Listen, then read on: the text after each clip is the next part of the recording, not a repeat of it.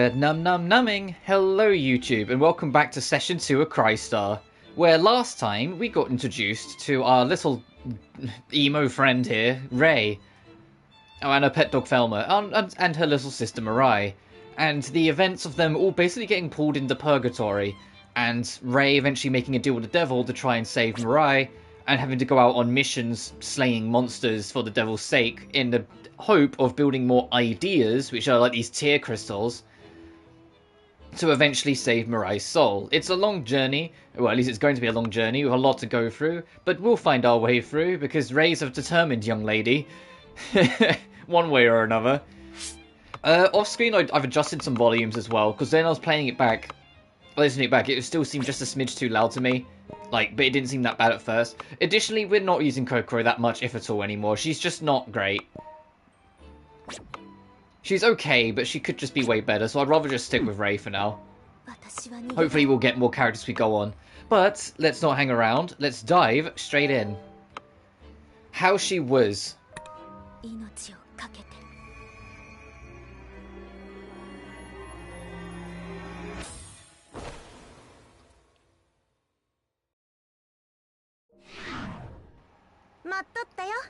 I was waiting for you. Sorry to make you worry. Now let's do this way. Kokoro, do you know this place? It looks like a school. Yeah, it's Shinokita College campus, where I'm currently on hiatus. Well, technically it's the conceptual copy of the campus displayed in the spiritual world of Purgatory. A copy? This can happen? So let me tell you. I told you that most revenants gather souls, right? Do you know why? I heard they need it for revival. The revenants, spectres, and butterfly things in Purgatory are all dead souls. We executors are the exceptions. What about Mephis and Phyllis? I don't know about those two.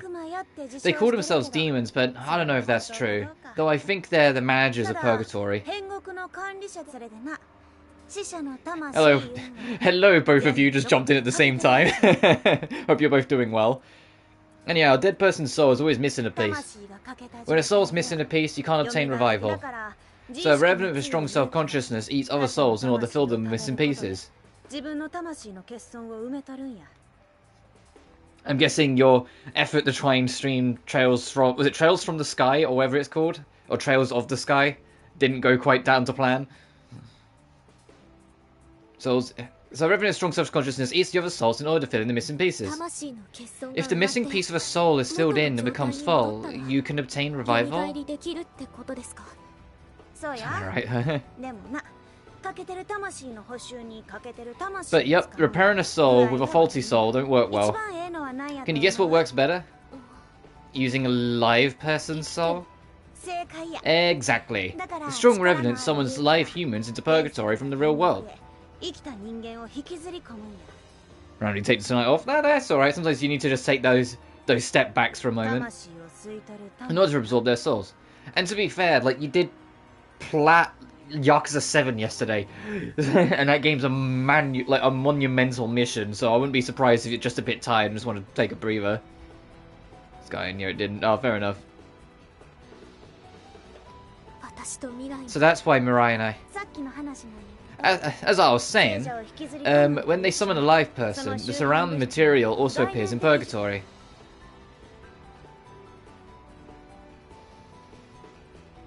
Streaming practically non-stop? Yeah, but what's new there? Sometimes, like, I will go to bed at night, or go to bed a little late in the night, and you started streaming just about to go to sleep. I'll wake up after an 8-hour snooze and realise you're still streaming. And I'm like... Jesus Christ. It's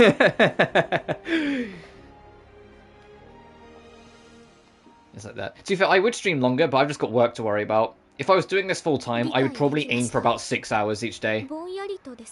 I wouldn't do like the 9 to 12 hours, I'd probably aim for about 6 to 7. Yeah, I got it, I think, but because I have work to worry about, I just keep it to about 3. That said, I've got a week off work in a couple of weeks, so I might, for the sake of getting a move on a few projects, try and make that a few longer streams during that week, but we'll see how it goes. Also, it just depends how I feel at the time, because I also want to start working on another review. I know what it is I want to review next. It's not going to be Legend of Dragoon, just because that game's going to be such a mission. I need a lot of time. I'm going to plan to review that, assuming I don't just stream it. I'm instead looking at doing Bomb Rush Cyberpunk, the spiritual successor to Jet Set Radio, a Dreamcast game that I really loved.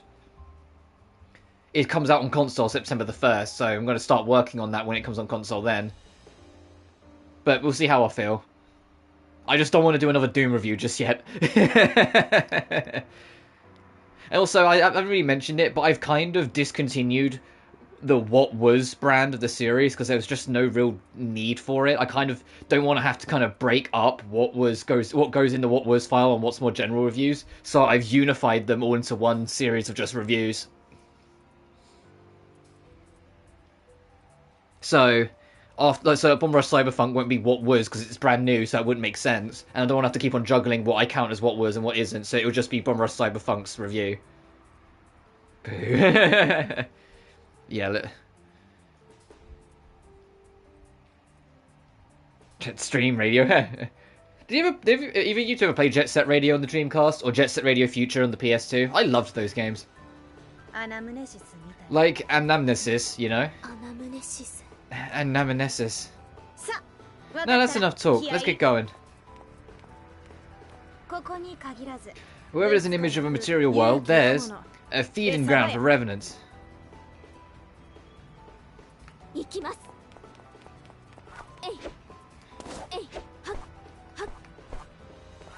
Yeah. Because Bomb Rush Cyberpunk is basically the same people. To such an extent they've even got Naganamura doing the music. So that means you got more like the CEO of Funky doing his beats.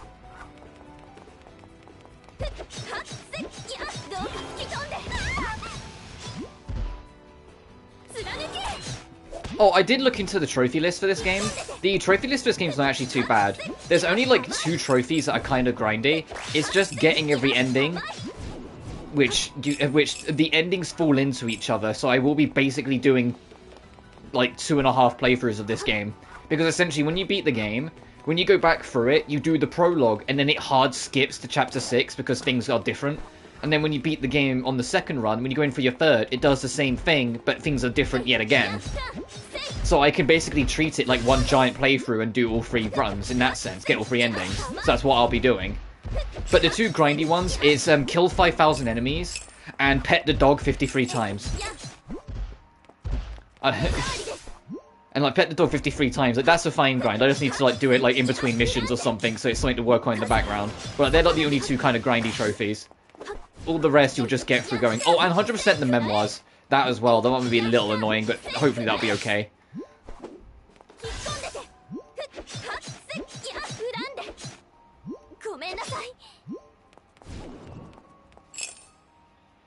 Can't wait to defeat the king of communism as Noctis.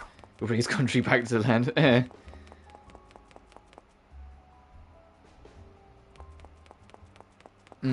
The thing I appreciate though is that there is licensed music in Bomb Rush Cyberpunk, and when I heard that I was like, oh no, please no, I want to be able to like include its music in the review because, you know, it's part of the magic. Looked into it, the director went out of his way to basically make all of them covered under Bomb Rush Cyberpunk. So you won't get copyright claimed for any of the songs, any of the licensed songs in Bomb Rush Cyberpunk. And I was like, are you what? And then I looked into it to see like people who are streaming it because it's already out on PC, and yeah, they're doing fine. And I was just like, that's actually kind of sick that they went out of their way to kind of cover it and make it so you can have the licensed music that the game has play in the game on your streams or reviews or whatever, and it not get claimed. Like, that's just really nice, so you can enjoy the game as intended without fearing of, like, the YouTube police getting you. And I wish more games would go out of there. It probably cost a bit of money, to be fair. That's probably why not every game does it. But, you know what I mean? Like, it'd be nice if way more games did that.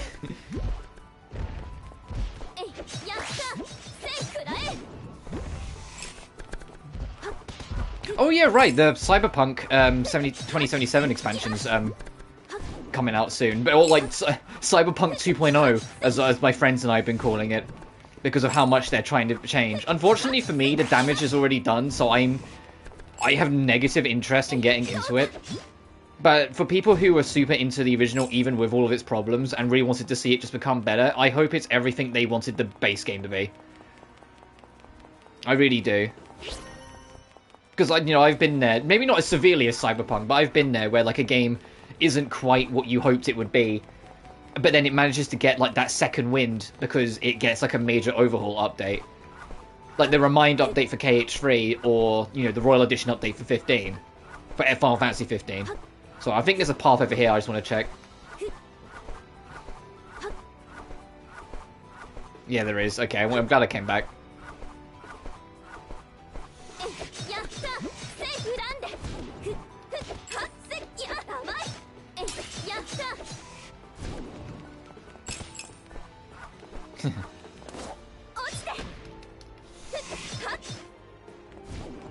Okay, I'm aware we're starting to get a little over-leveled for the basic enemies. Outside of, like, the big boys that take forever to kill, all of these guys is just like, oh, okay, that one's done.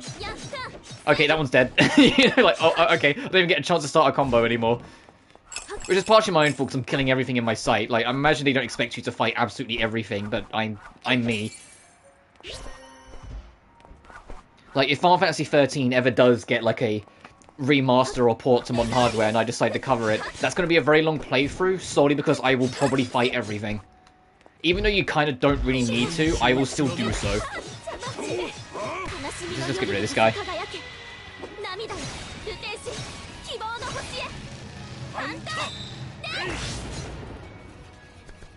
In here.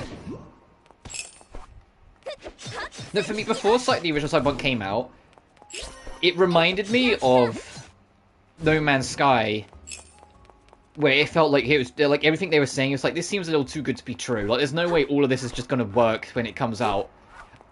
Or like the original Watch Dogs, when that seemed like way too good to be true. And then it's like in every instance when it finally came out, it just wasn't quite what it should be. I think Cyberpunk fared the worst because, you know, Jesus Christ, in like all of my examples, but still. And any game that makes me think it's too good to be true, I immediately, like, take a step back on. So I'm just like, no, it probably is.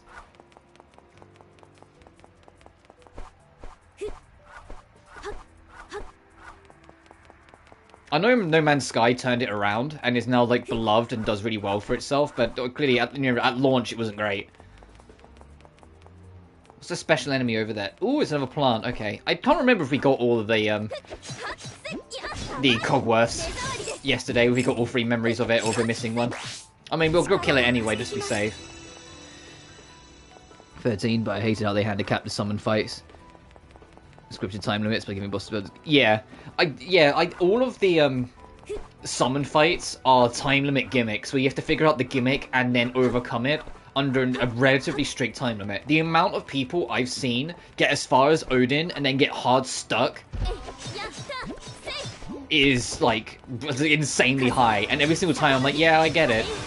If you don't really know what's going on or don't really understand it, because the tutorial you do against Shiva isn't really that helpful. Like, I don't feel like it explains very well how you're supposed to handle those fights. So when you get to the first one where, like, you know, the tutorial is off and you've now got to figure it out, most people just get straight up stuck on Odin.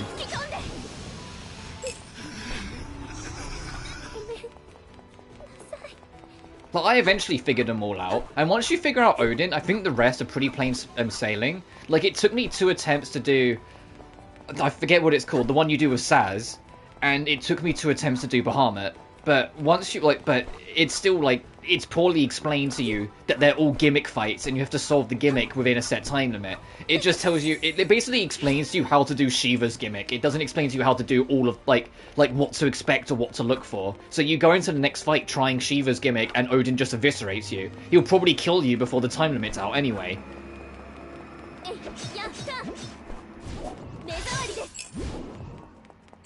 And it's annoying, because when you do figure out, Odin's actually one of the easier ones in terms of his gimmick, because his gimmick is just exploit his weakness.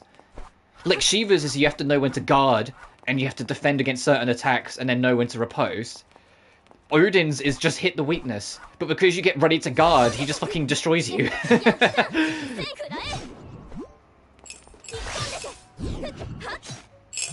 But what I will defend, however, is that the absolute final phase of the final boss of 13 brings that gimmick back. And I kind of like that they brought it full circle to make it the final phase of the final boss, that you had to deal with the gimmick one more time. But this time, because you're, like, you know, maxed out in the story, and you've already done, like, the quote-unquote real final boss, dealing with the first phase of Orphan, it's actually kind of easy, so it feels kind of rewarding. Like, you've got this far and managed to do it.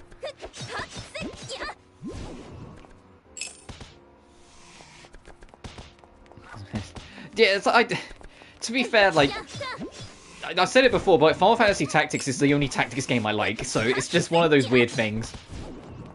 And even then, I only gave it a shot because it was Final Fantasy.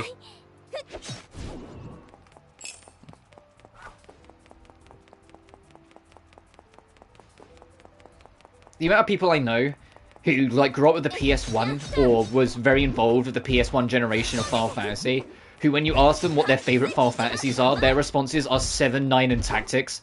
It's like, man, people really fucking love Tactics. Like, the amount of people that tell me it's Tactics is the second best Final Fantasy ever made, full stop, and I'm like, I mean, alright!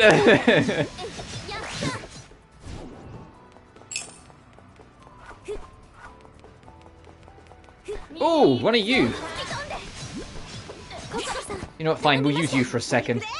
I feel kind of bad that I'm just entirely neglecting her because I don't care for her playstyle. She's just too slow. She does good damage, but she's way too slow for the Gauntlet character.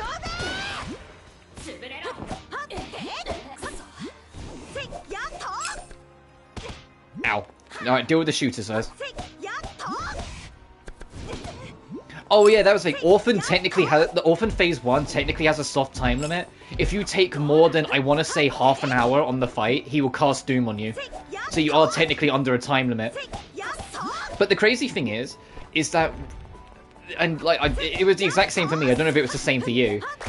When you first fight Orphan, you know, you get hit by that gravity-based attack, his ultimate that does 99% of your health to your whole party, and you sit there and you go, oh shit, okay, I need to play this kind of cautiously. And you have like a backup healer, very slowly start chipping him down, burn out that half an hour or however long it is, and then he kills you and you panic.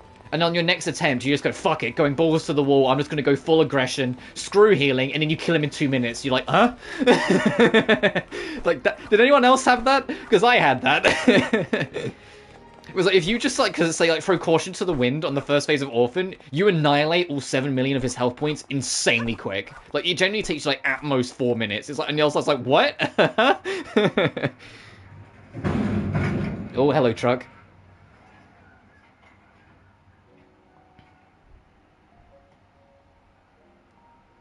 Simon, because his ultimate skill, watch out of your hiding commands on the spot. Yeah. It's why I keep saying, like, I enjoy 13.1, but I get every single criticism that's thrown at it, because it is a janky-ass game.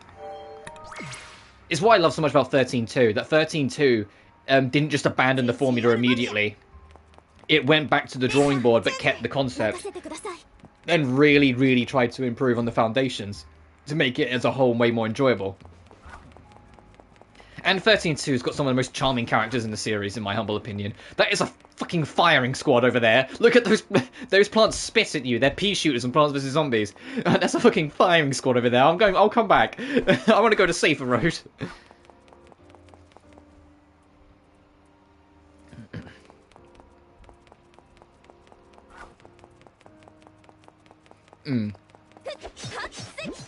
I think the only thing that, like, kept me going, like, in, like, the weaker parts of Final Fantasy 13, is that 13.1 had, like, I don't know, this is, like, an unwritten rule with Final Fantasy anyway, but it had a fantastic soundtrack. I have a huge soft spot for 13.1 soundtrack, and, like, directly, even compared to other Final Fantasy soundtracks. I love 13's OST. And the thing is, even though, like, the 13 trilogy all have problems here and there, I still really want a remaster or a port of the trilogy, because it's really weird that on PS4, or well, technically PS5 now with 16, every single Final Fantasy is available on it, except 13. You know, like, every single mainline Final Fantasy, except 13, is available on it. Like, it really sticks out, you know? Season 13, and that's fair enough.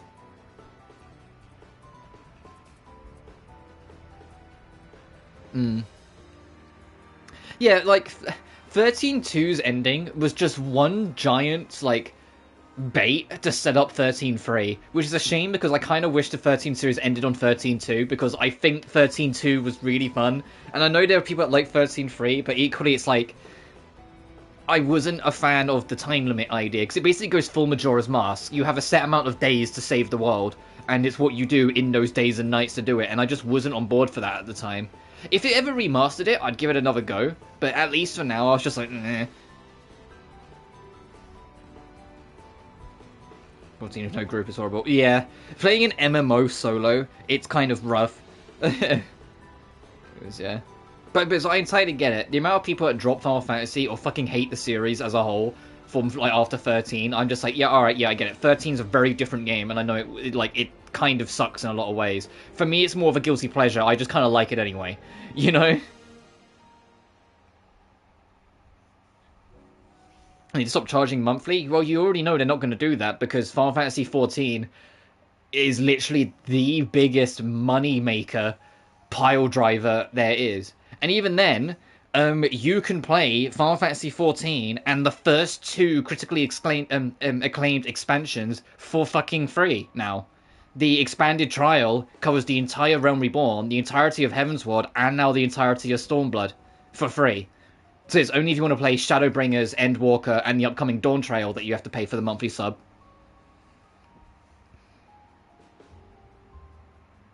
Ending.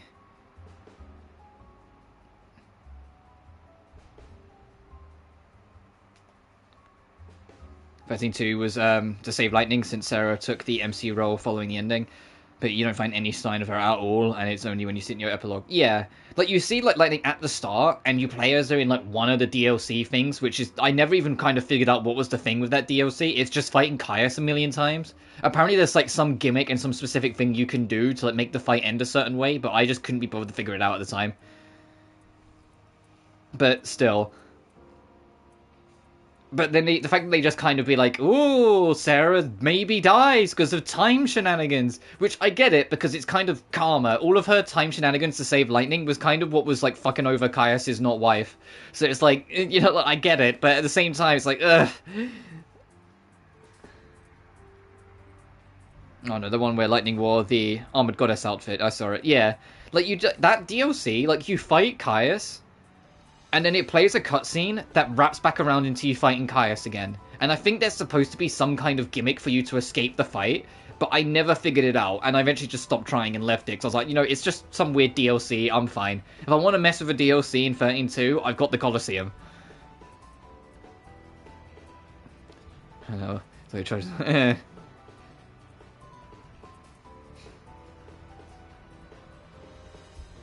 Anyway, one man, I get what you're saying about getting like rid of the subscription to get more people in, but I don't know how else to put it. Like, Square Enix don't need to, because Final Fantasy XIV is still the most successful MMO on the market, and unless that changes, they're not going to change that. Unless something actually makes a genuine rival to it, because World of Warcraft has dropped off over the years. You know, RuneScape is fucking RuneScape. Elder Scrolls Online doesn't have that big of a player base. It's getting better, but it's not the greatest. And no one plays Fallout 76. The whole time it's unrivaled, they're gonna just leave it as is. The moment it's rivaled, you watch, they'll change it. Dead or Alive. Do you know what was the wildest thing? Does anyone remember those, like, car adverts that had, like, that from, like, the late 2000s, early 2010s, that used Lightning's CG model to promote a car? Like, they'd have her in sunglasses in the driver's seat, and it's like, don't you want to be like Lightning? And it's like, does anyone remember that? Or was that just some weird fever dream I had? Like, I remember there being a bunch of really fucking weird adverts for, like, cars, or, like, sports cars and whatnot, and they'd have, like CG Lightning in the driver's seat. Yeah, I've seen some of those. Okay, good. It wasn't me getting...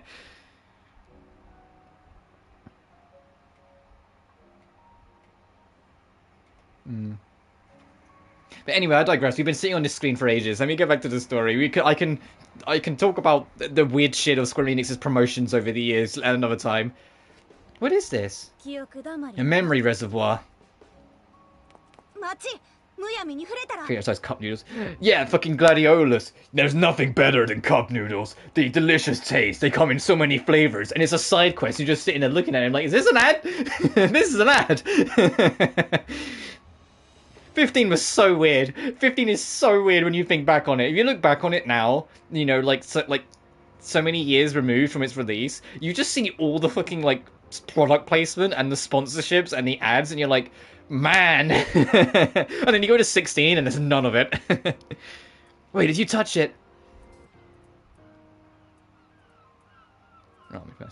Oh, if you touch it, you're going to see more terrible, tragic memories. Because this is always when the depression kicks in, when you see these like little scribble drawings. Do you remember this place? Yeah. On the first day of school, you, the country bumpkin, got lost and fell here. Yeah, I just come from Kansai. I knew it was a Kansai accent. I was thinking it. It's like, oh, she keeps on putting a little twang on some of her words. And no, that ain't it. This is where you called me and confessed to me. She's got the Majima accent. I caught onto it like yesterday, but I wasn't sure. I didn't want to go. I don't want to call myself out and say it. Wait, how did you know I fell here? That was before we met. I was watching you. What? You didn't notice, but you caught my attention that day. Really? Wait, why are you talking with an accent? You're not from Kansai. Spent so much time with you, it must be contagious.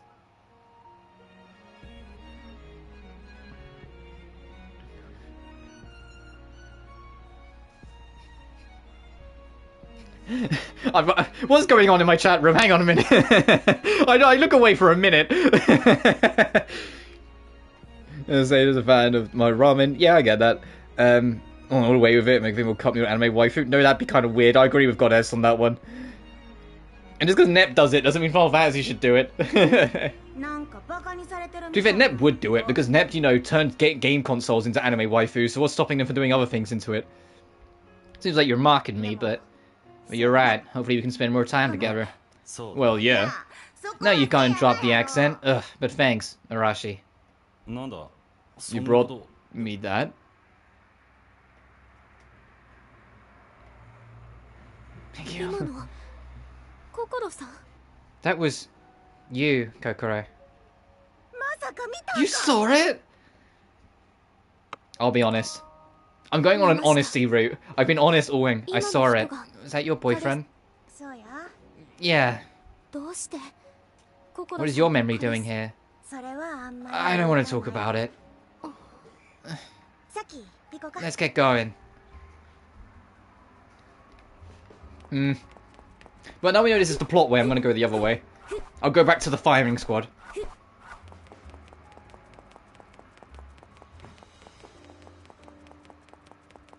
To be fair, there's also Merryweather comics that also kind of like anime-ize a bunch of things. But they do it through like internet browsers. Like Chrome is a waifu in Merry Comics. And they actually had a really depressing one when the Stadia got discontinued, because they had a Stadia waifu in their comics. And then like they had this story arc where she became best friends with like Anime Nintendo. And then because she got discontinued in the comic, she died. I was just like, what the fuck? This is not what I read these comics for. And it was like really tragic because like Nintendo got her heart broken. I was like, no.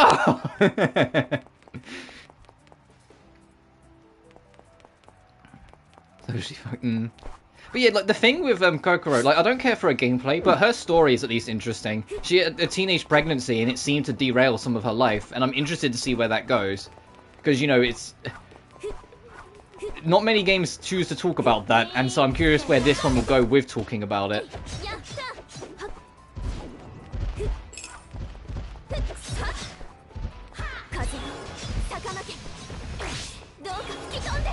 I'm just gonna whirlwind this bitch because these things take forever to kill, and the whirlwind does a great amount of damage, even if it does. Ow! That I see how much damage that did. All right, everything dies.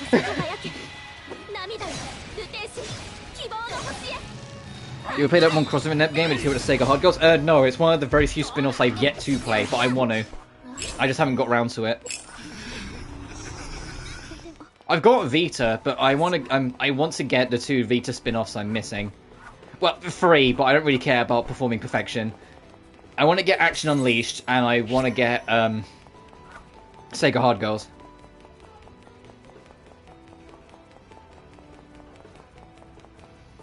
Vinay, who enjoys Hubble Story 10, getting a little tired of everyone and their mother having a dark backstory. Yeah, to be fair, this game's all like this game spelled out its central theming in the opening 5 minutes, so I kind of expected it. When you open the game, the narration that starts this game is talking about how sadness is a necessary part of life to make the happier moments feel better. Like, it makes the smiles more worth it if you understand the sadness that had to get there. And so it's like, as soon as it did that, I was like, oh, okay, so this whole game's gonna be about people going through terrible shit, but then finding a way to be happy. Got it. Like, Rei is a recluse, morbidly depressed teenager going through it who wants to just stay at home, eat the same meal every day, and just go through the cycle of her life. Kokoro, something went wrong of a teenage pregnancy, but we don't know what. But it's like now both of them are going to be like teaming up and become friends probably, and like share their backstory and become happier, like getting more used to each other or shit like that. Or at least that's my theory.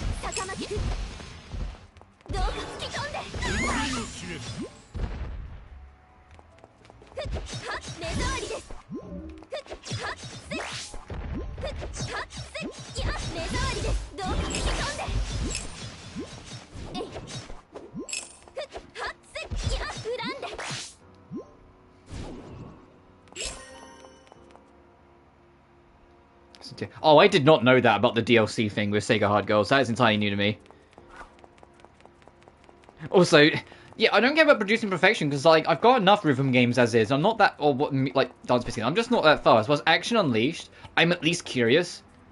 You know, it's at least a morbid curiosity that I'm like, okay, I know people don't really like this game or like this game that much, but I kind of want to at least try it. Like, producing perfection, I just don't really care to want to try it.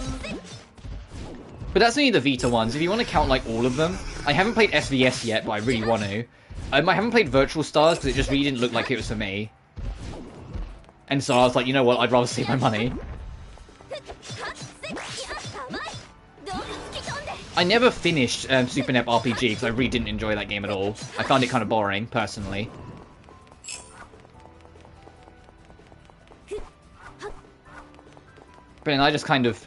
I'm such like a non-entity with the NEP series. I kind of just play them when I feel like, and then not really give too much fuss beyond it. Yeah, look it up sometime. Yeah, I will do. That's interesting.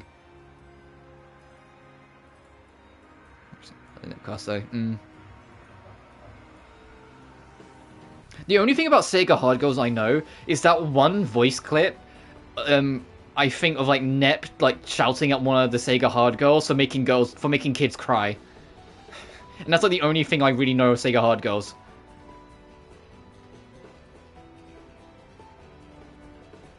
In games themselves.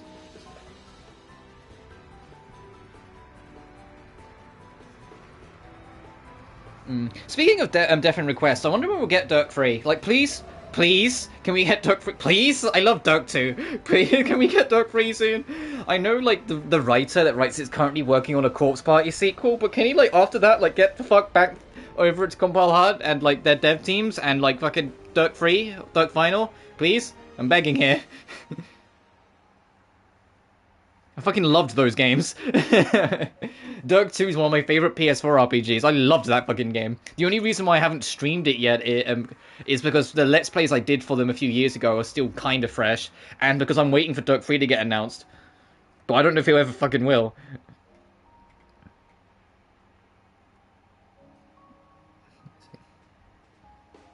That's best ending. Fair enough. Oh, another one. Go ahead, look. But isn't this your... I don't know how to say this, but I think I want you to know, Ray. Alright, let's see where this goes. What do you want to talk about? We've been together for a year now, right? Come to think of it, yeah. This is where it started. So I thought I'd tell you here. What's wrong? You're acting strange. Well, it looks like we're having a baby. Huh? Really? Really? For real? Yeah. We're still just students, but... Decision. Sure.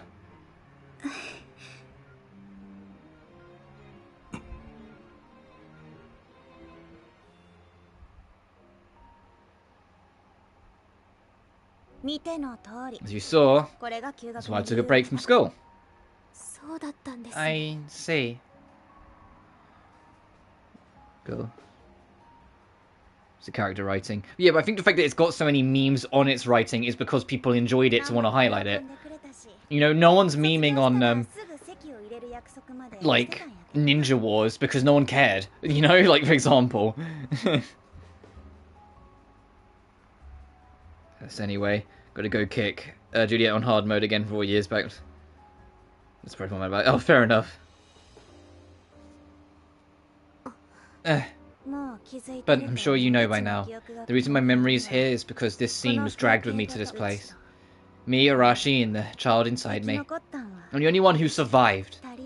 The two of them were killed in front of me and had their souls taken by anamnesis.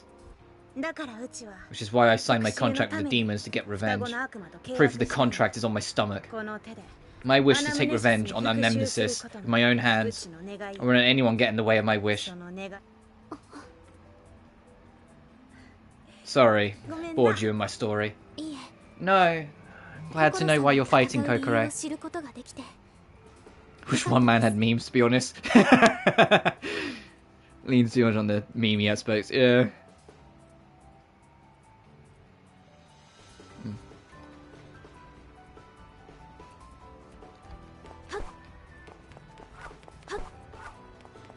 Alright, so that was tragic, by the way. But, you know, just going over that. So, like... so now we know why she's here. Her boyfriend and her literal newborn were killed. No wonder, like, the very split second we even mentioned that we bumped into enemy spotted, that, like, she started freaking out.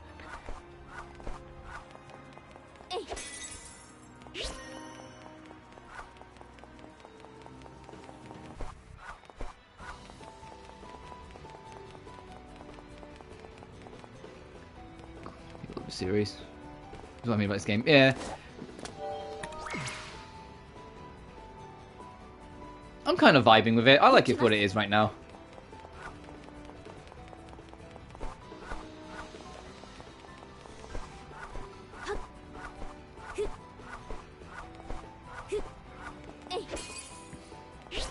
And I honestly don't mind it being a bit darker. I like it how it is so far. We'll see how it goes on. We got a ways to go, but we still got. We'll see.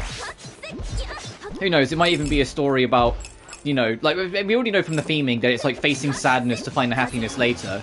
So it's like it's literally like we're going to see them themselves, like find their way forward as it goes on. You know, we're going to see them find their path ahead. We're going to see them build the bridges of their future. Like, I think it's going to one of those things. It's going to start out kind of miserable, but it will get more optimistic and hopeful. Shut up, Nagato.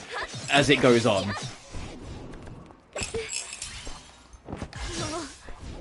You know, like I think it's. Sorry, yeah.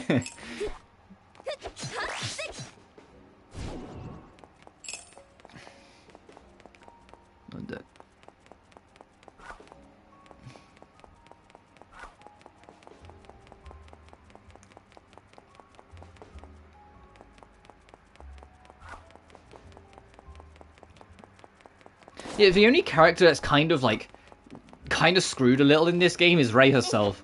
Because, you know, she panicked, and in her panic attacked what was right in front of her, and literally slashed her own sister that she swore to protect. So, like, she's going through it. Like, that's kind of the only thing where it's like, man, if she just kind of, like, took a breather, or tried to calm herself down, instead of just freaking out so much. I mean, it was easier said than done, obviously, but you know what I mean? Like, she wouldn't even be down to do all of this. But because she literally, like, murdered her own sister, she's now having to, like, kind of, like, dig up her soul, going through all this purgatory. To be fair, it also sounds like, one man, that you're just a little burnt out of it, with, like, darker stories. Which is, at least that's how it's coming across anyway, which is fine. I get it, I have that sometimes. It's like me with, like, cliffhanger endings or bittersweet endings. I'm sick to death of bittersweet endings. Make it either dedicated dark or dedicated light. Not you get a little bit, because it's just like, it's lost its magic. At least for me, because it's done so much. If you're talking about like how much you're not liking the dark tones in this one, man, it's coming more across that you're just kind of a little burnt out with this kind of approach to storytelling. At least to me. Like, you don't hate it, because that's not what I mean. It's more that you're just kind of done with it for now, and you want to see other things. That's the impression I'm getting.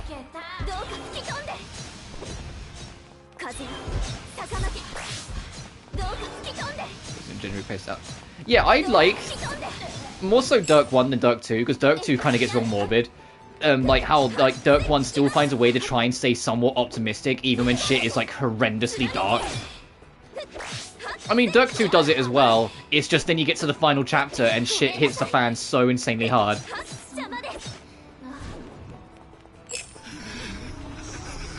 How many... Okay, we can fit in 4 more traumas. I mean, basically traumas.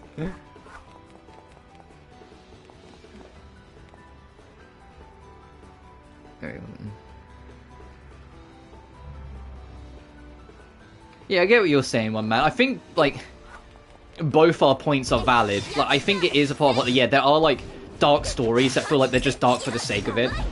There's someone who writes books in his spare time. I get it. There are points we're seeing. It's like, man, this is just being dark for the sake of being dark. Like, this doesn't have any like meaning or like gravitas or like reason beyond it being dark. That ends up just feeling like it shouldn't be there.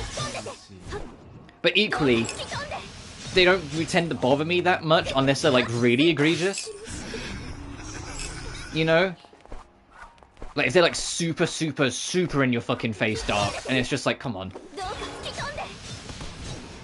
Then I get a bit bothered by it, which is why I wonder, like, if it's just a me thing where it's just me being so cozy and I just don't get bothered by that shit, like, at all.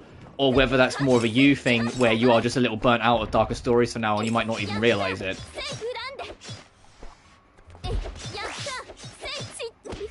Because, I mean, to me, the biggest example of something trying too hard to be dark and just feeling like it's just trying instead of doing it was the whole Tomb Raider reboot trilogy. Because just beating up your character a bunch doesn't immediately make them deep. And for some reason, the writers refused to understand that all trilogy long. They're like, no, our version of Lara is super deep. Look, we beat her up again. It's like, fucking stop doing it. Yeah, she's super deep. She's covered in the blood. Okay, whose blood? Her own blood, because she got fucking stabbed again. For God's sake, man!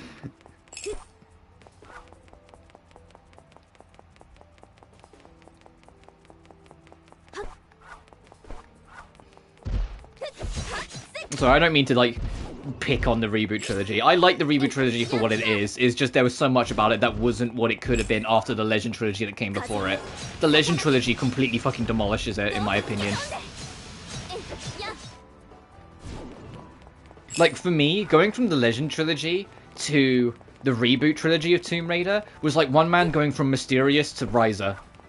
Where it's like, it's still good, and it's still enjoyable, and it's doing its whole thing, but it's not what I wanted. You know? And that's how it kind of was. That's like, this isn't what I wanted. Doesn't understand, the developer in general is that you take a positive story and explore those themes more concisely. Yeah, I like dark stories, but if those in jump scares that flow through them, like the FNAF games. Yeah, if you're gonna, like, go horror and do jump scares, the jump scare needs atmosphere to build it up. If the jump scare is just thrown at you, it's a pointless, free reaction, because it's a impulse reaction that you react to it. That's not a they got you and you're scared, that's your impulse. It's like when you're a kid and someone flicks their hand in your face, and they go, I made you, scared you, and you're like, no, it's an impulse reaction, that's not fear. You have no control of it. There's nothing that goes through your brain when you do that. So it's not... But if they build up an actual atmosphere, build up the setting, have things happen, and then maybe kind of fake you out at one point, and then the jump scare kicks in, and it genuinely makes you go, whoa! Then it's a proper fear, and it works fantastically. Good example, classic Silent Hill. And it's like, that was like the biggest thing that eventually turned me off the... Oh, you've already mentioned it. That's like the Outlast games. The Outlast games. The jump scares felt more and more pointless as it went on.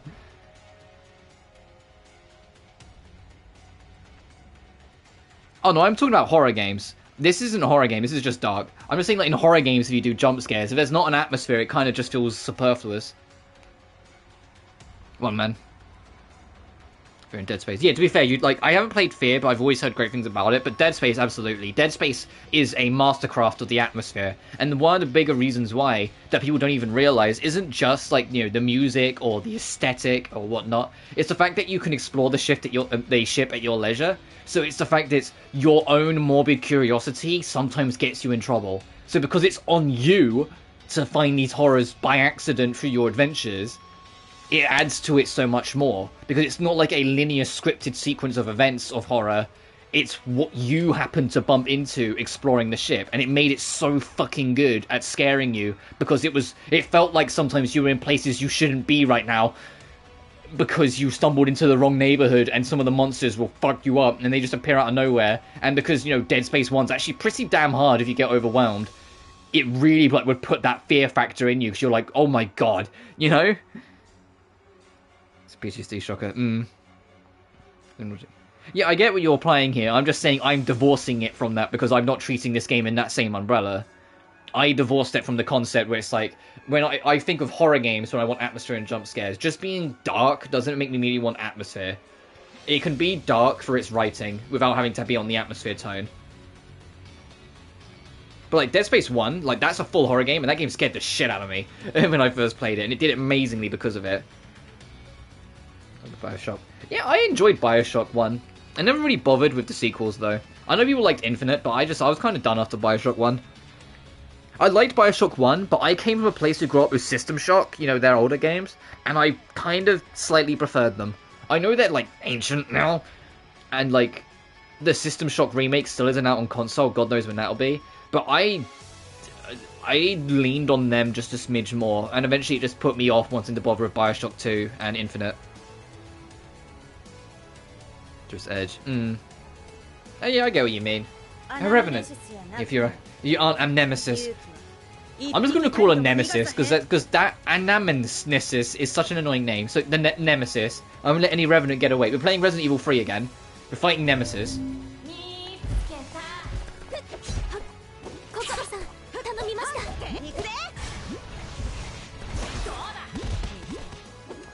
Because otherwise I'm just going to make more memes with Anemone. Speaking of System Shock, though, where's the console port? It was all supposed to come out at the same time in, I think it was like March or April, and then they delayed it for on PC for like a few weeks, but then delayed it on console pseudo indefinitely. And I'm like, what? Where is it? I was so looking forward to it. I was so ready, and then it's not happening right now. Even though I slightly prefer System Shock 2, I would absolutely be fucking down to play the System Shock 1 remake.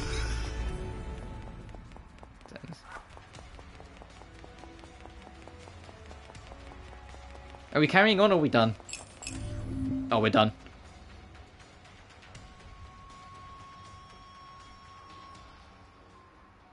Look, I didn't like. I'm kind of more with Goddess Shadow on Bioshock. I said I enjoyed it, but I was kind of like, and I loved the twist of it, sure. But once I was done with it, I was like, whatever. You know, like, you ever played Half-Life? Yes, I fucking love Half-Life. I am a huge Half-Life stan.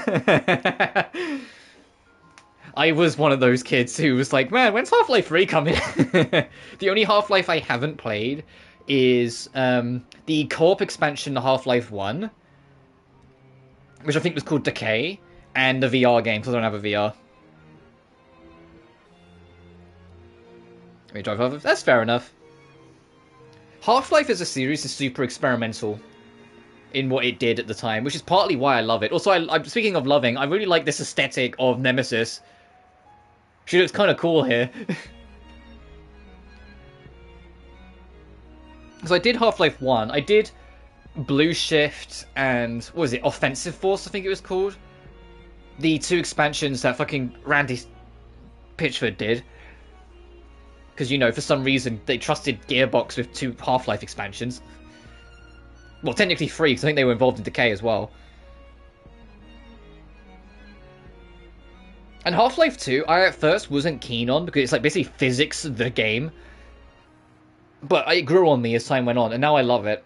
Episode 1 kind of sucks dick, though. So Half-Life 2 Episode 1 is just this really short time waster. It kind of like just goes past you, like, Like, the fact there's an achievement for it, and I say achievement because I played it on 360, for beating the whole game only firing 1 bullet, and it's actually pretty damn doable, like, kind of says a lot about how basic, like, this gameplay is in a lot of it. The only bullet you need to fight, to use, is to shoot a lock, and that's it. So you technically have to beat the whole game without shooting a bullet, outside of breaking a lock. But Episode 2 makes up for it. Episode 2 is great.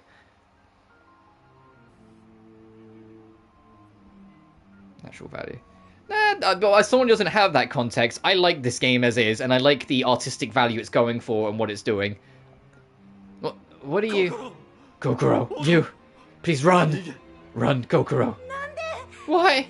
Why?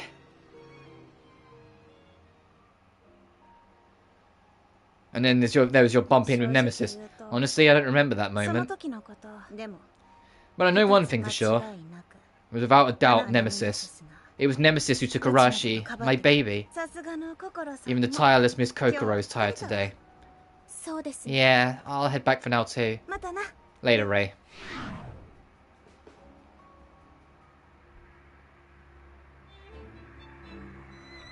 Back in the world's comfiest bed.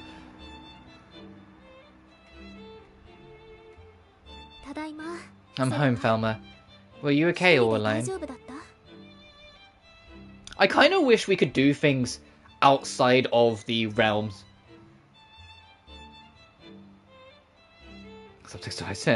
Like, I want to go like see what the real world's like right now, whilst all this like crossover of purgatory is going on, instead of the only real world just being Ray's room.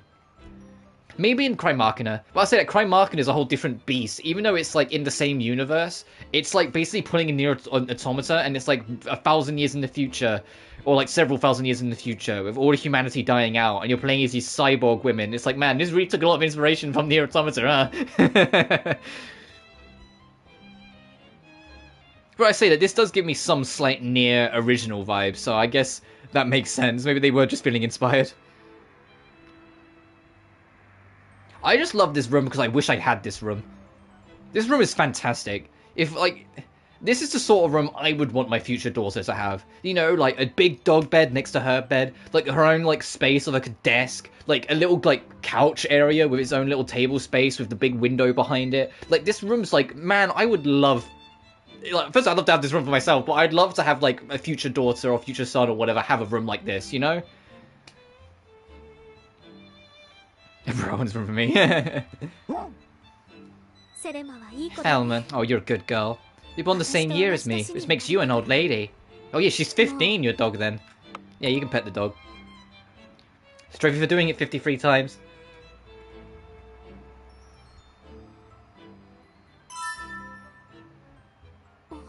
Huh?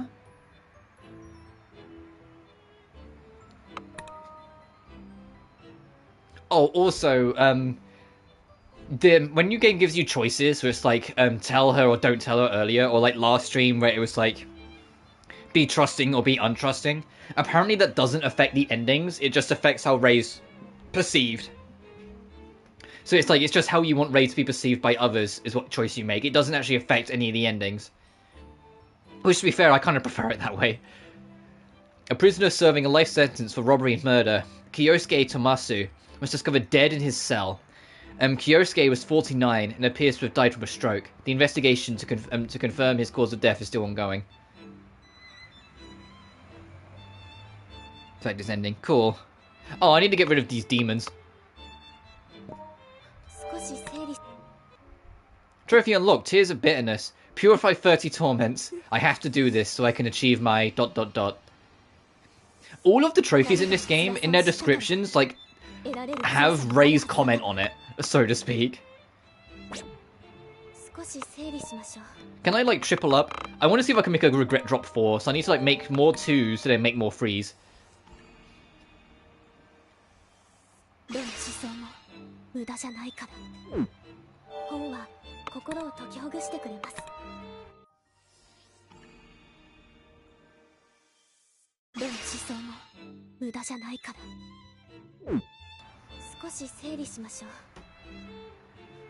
Some sort of mechanic.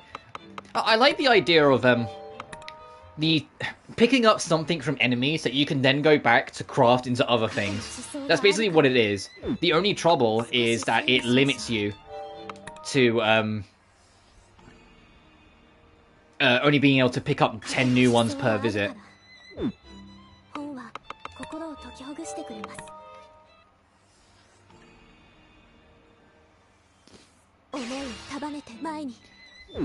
Nah, I don't see it that way. I see it more as this game has a central theme of tears, and so they made tears be involved in its mechanics. I don't feel like it's them trying to make some kind of edge or anything like that. It just feels like the game's called Crystar. They want you to note, like, to notice why they called it Crystar.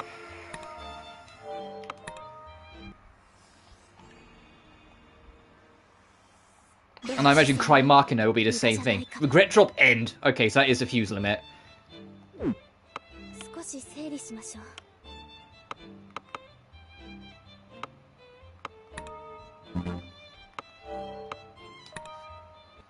Hand as fuck. Yeah, that can be agreed on. It's got a theme of tears, and it's like, it's so omnipresent, you can't not be aware of it. I'll give you that. But I'm genuinely enjoying this game, way more than I thought I would. So, like, none of this bothers me at all.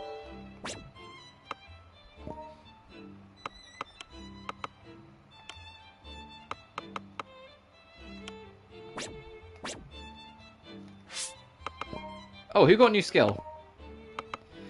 Stakes of Protection. Summon 6 stakes with a launch effect. 20 SP, oh Jesus.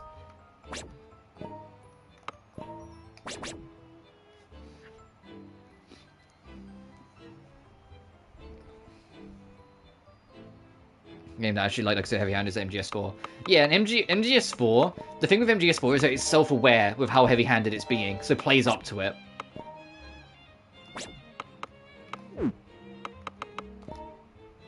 Oh, we can give Kokoro a call. Hey, Kokoro, you doing okay after, like, everything? Kokoro?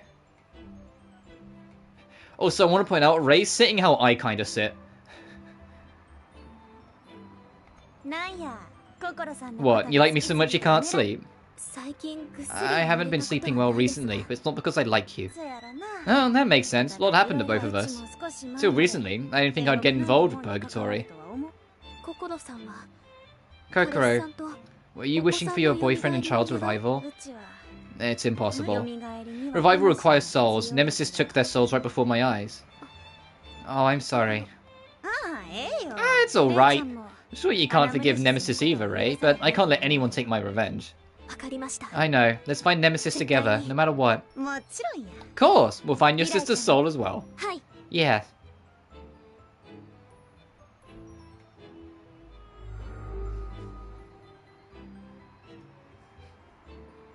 Because suck off this. That's one way of putting it. I have infamously slightly outspoken with Metal Gear Solid. I love the entire series except MGS5, and it really pisses me off that the series literally ended on like the misstep for me.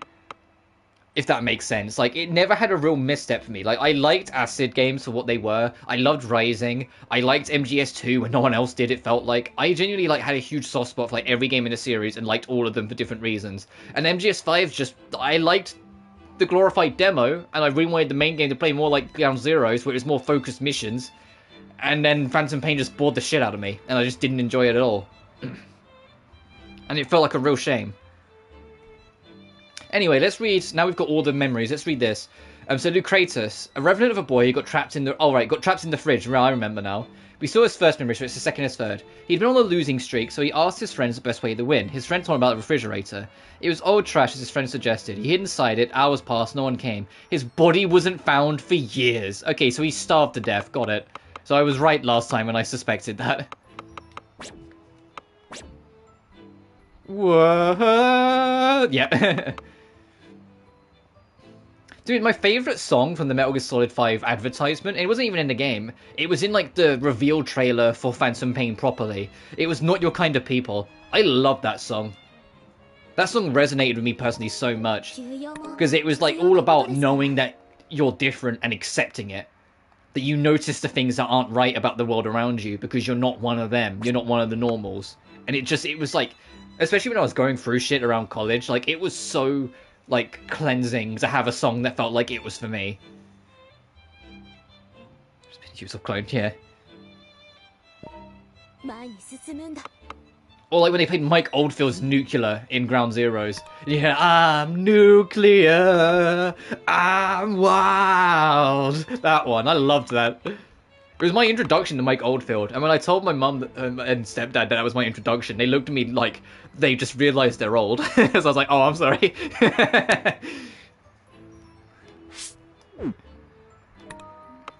Anyways, Memories of Truth, let's go. 今行くね。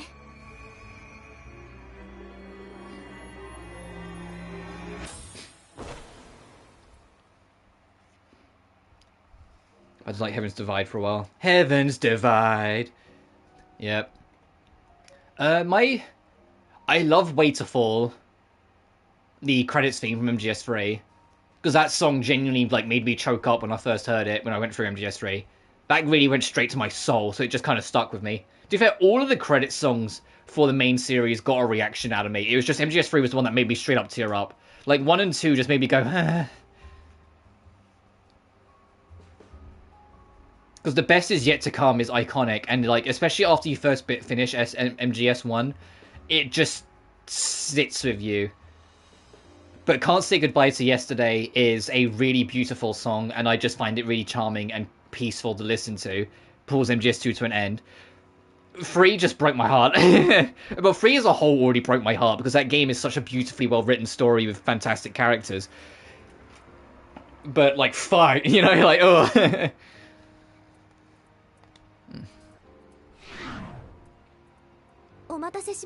Thank you for waiting.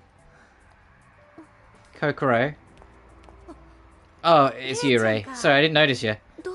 What happened? You look lost in thought. Ah, it's no big deal, but... Let's see. If you give me a hug, I think I'll get better. Heraclitus? No, not your guardian. Fine. This is an exception. Like this?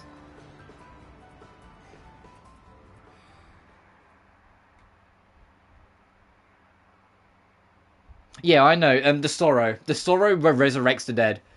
And it was really funny. I think I've told this story before. When I first went through MGS3, I was playing it alongside my natural father. Like, he was watching while I was playing it. We had, like, this real dumb bit, like, where we were just fucking around, like, about partway through the game, where I was, like, trying to get fish really quick for food, so I just threw a grenade into the lake. When you're fighting the Sorrow, no matter what you do, there's a point where, like, 1,000,000 fish appear in the lake. And, like, we thought that that was my fault. And so when we first got there, when you get to the bit where there's all the dead fish, we both looked at each other like, is that my fault? Did I do that? And we were beside ourselves for the whole fucking thing. Because we both caught on, like, immediately what was going on with the Sorrow. That it was, like, all the people you killed was coming back to get you. So when, like, 1,000,000 fish showed up, we was like, ah! But it's like, no matter what you do, there's always loads of fish. It's supposed to add to, like, the horror factor of it, sort of thing, to try and make it just a bit more unsettling. But it was just like, what? And we genuinely believed that was what happened until my New Game Plus playthrough, and I was doing my pacifist run and didn't kill anyone, and then there was still loads of fish, and he was like, ah! But I was like, that we stuck to that. Like, anytime he's playing a game, and there was anything that, like, made mention of death, my natural father would always be like, oh fuck, it's the fish again. It was like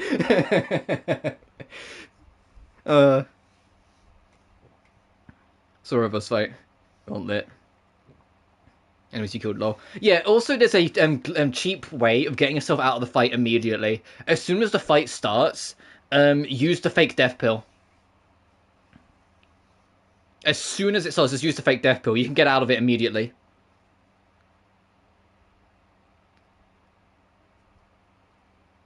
So you, like, if you're speedrunning, you don't even have to wait. You can literally just do that and get out of the fight like that. You just use the fake death pill and then resurrect, and when you resurrect, you'll wake up because it counts as the resurrection it's looking for. There's a few little cheeks. And my other one is if you put in the Konami code when fighting the end, it will point out where the end is on the map, so you can trivialize that fight as well, because you can always see where he is.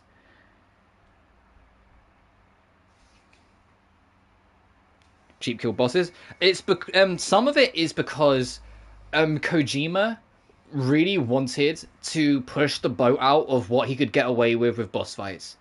People forget that the original intention for the end was that he wanted that fight to take players a real in-life week to beat. And when he was told there's no easy technical way of even remotely doing that, he eventually caved in and changed the fight.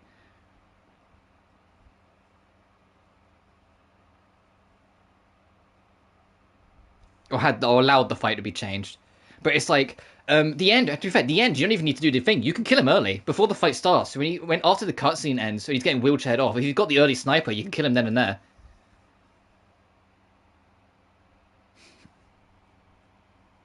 You've seen him at that boss, yeah. So I'm trying to think, it's like, the B-Man, you can't, I don't think you can cheap kill. The Fear you can, because you can get rid of all his food, and he'll starve to death.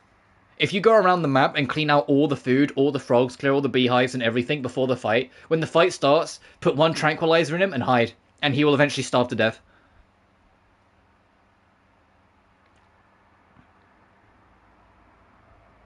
It takes a while because you have to wait it out, but that's like the easy way to kill the Fear. It takes longer, but it's like if you want to save your resources, you do that. You just clear out any and all food that he could possibly get. And then you'll know you're getting close, because even without looking at the bar in the corner, you'll hear him go, "Oh, I'm so hungry. Where's the food?" The Fury. Yeah, the Fury, I don't think the Fury had a cheap kill, but you could kind of, like, stagger loop him. Like, there wasn't an intentional cheap kill, if that makes sense, but you could kind of, like, stagger loop him to stop him doing much.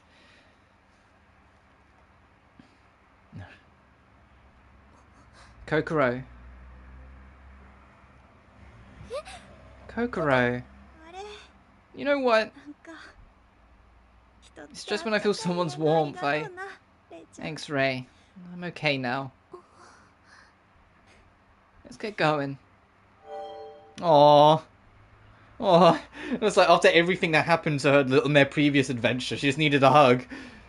I'm like that though. Sometimes you just have a bad day and you need a hug, and you think you're fine, and then you suddenly get like you get some arms around you, and it's fucking over. Like the floodgates open. All right, status conditions. Okay, paralysis, you move slower. Bleeding, poison basically. Curse, you can't use your skills. Confusion, directional inputs are reversed. Oh. Oh. Okay.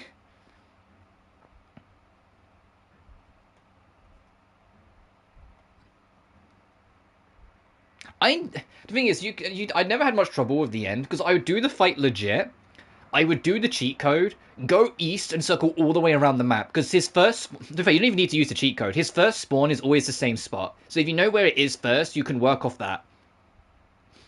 So I would, like, sneak around behind him, because you know where he is. When you're right behind him, hold him up and get him to wiggle out his moss camo, because the moss camo you need to get 100% camo anyway. And then just put in, you do 2 headshots, flash grenade, look up so you don't get flashed, look back down, 2 shots, flash grenade, look up, 2 shots, flash grenade, he's dead. Assuming you're not playing on, I think, Extreme. If you're playing on Extreme, he has, like, a revenge value where he will become immune to the flash grenades after the second one.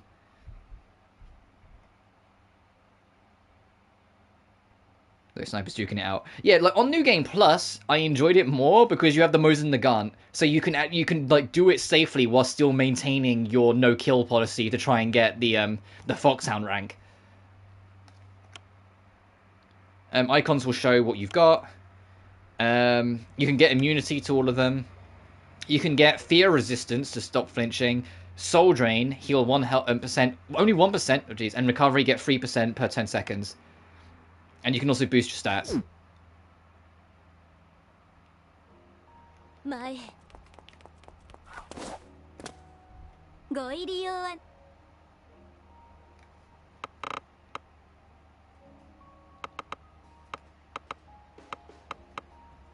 I've got so much money. There's a trophy for getting 100,000 essence, so I might honestly, there's something I really need to buy. I might honestly just save, try and get that. It's a cheap revenge passive, yeah. I kind of miss, like, changing subject. I kind of felt it during playing Final Fantasy 16. I kind of miss KH2's revenge value being in action games. Where instead of it being, you have to stagger an enemy and then they're just left wide open for a set period of time, it's if you can get in, you can do whatever you want, but only until a set value.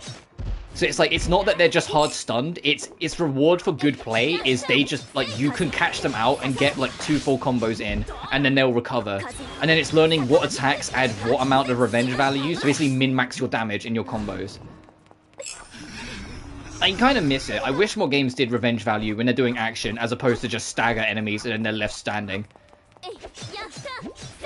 Because stagger is like, it's just, you know, now the enemy's stuck not moving and they're just sitting down. You can do whatever you want to them. It's like, that's not as fun. It doesn't feel as rewarding as, like, you know, trying to, like, survive all the bullshit, like, a super boss is throwing at you in Kingdom Hearts. And then narrowly managing to get that perfect slot to strike in and then just going to town for 2 combos before they break out and you do it again. Especially when, like, before I started live streaming, when I did every single super boss in every single Kingdom Hearts and each game's respective hardest difficulty, getting to Yozora at the end of KH3's DLC, and that fight taking me like 2 weeks straight, and it's like the most precise fucking thing because the motherfucker has 53 attacks because for some reason some devs seem to have a weird obsession with 53. And he has 53 unique attacks, and you learn only about 6 of them you can counter in any way, shape or form. So you have to figure out what those attacks are and try and counter them. But literally any of his attacks, they connect you, can combo into death. So you're fucked. You have to be so on point to do it. I played Kingdom Hearts. Because Kingdom Hearts has this safety net called Second Chance. And this oh, I won't use the teleport, by the way. And this other one called Once More.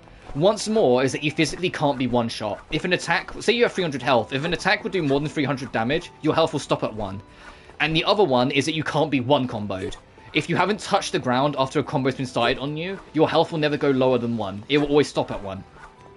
However, Yozora's built around that. Yozora will combo you into wall bounce. A wall bounce counts as reset. So he will combo you, bounce you into the wall, hit you again, it counts as a new combo and you're at 1 HP so you just die. So you technically can get one shot by him because he will literally do like fighting game combos on you. He will combo you into the wall, bounce you off the wall and then kick you, just so it'll count. And it's just like, this bitch. Did you ever beat Sephiroth? Yeah. I said I've beaten every single super boss on each game's respective hardest difficulty.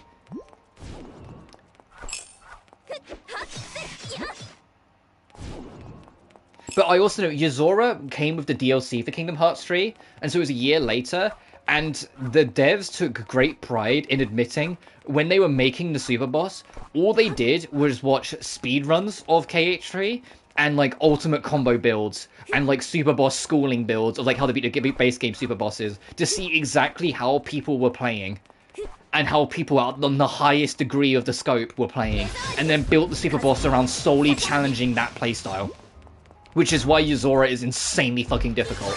Especially if you don't play at that high skill level already. Like, Yozora kicks your shit in, but it's also a DLC super boss, so, you know, you're willingly going into that trauma, so it's why I kind of didn't mind it. But I also did it on the game's hardest difficulty, critical mode, where you have exactly half your amount of health, which I don't think matters if I'm being bluntly honest. I don't think matters with Yozora, because he one-combos you anyway, and, you know, the whole wall bounce shit, I don't think having double the health if you're playing on any lower difficulty would matter, but still, it felt like it mattered.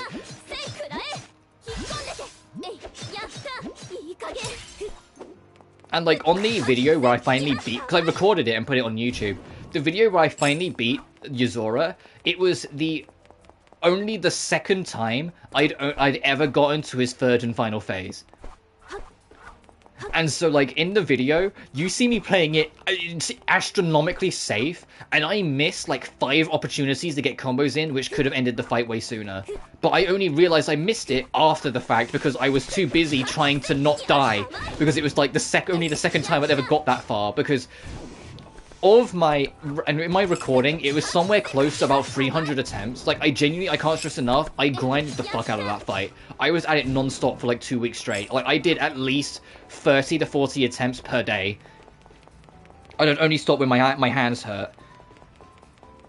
But when I, most of my attempts, like a good 300 of them, died in phase 2.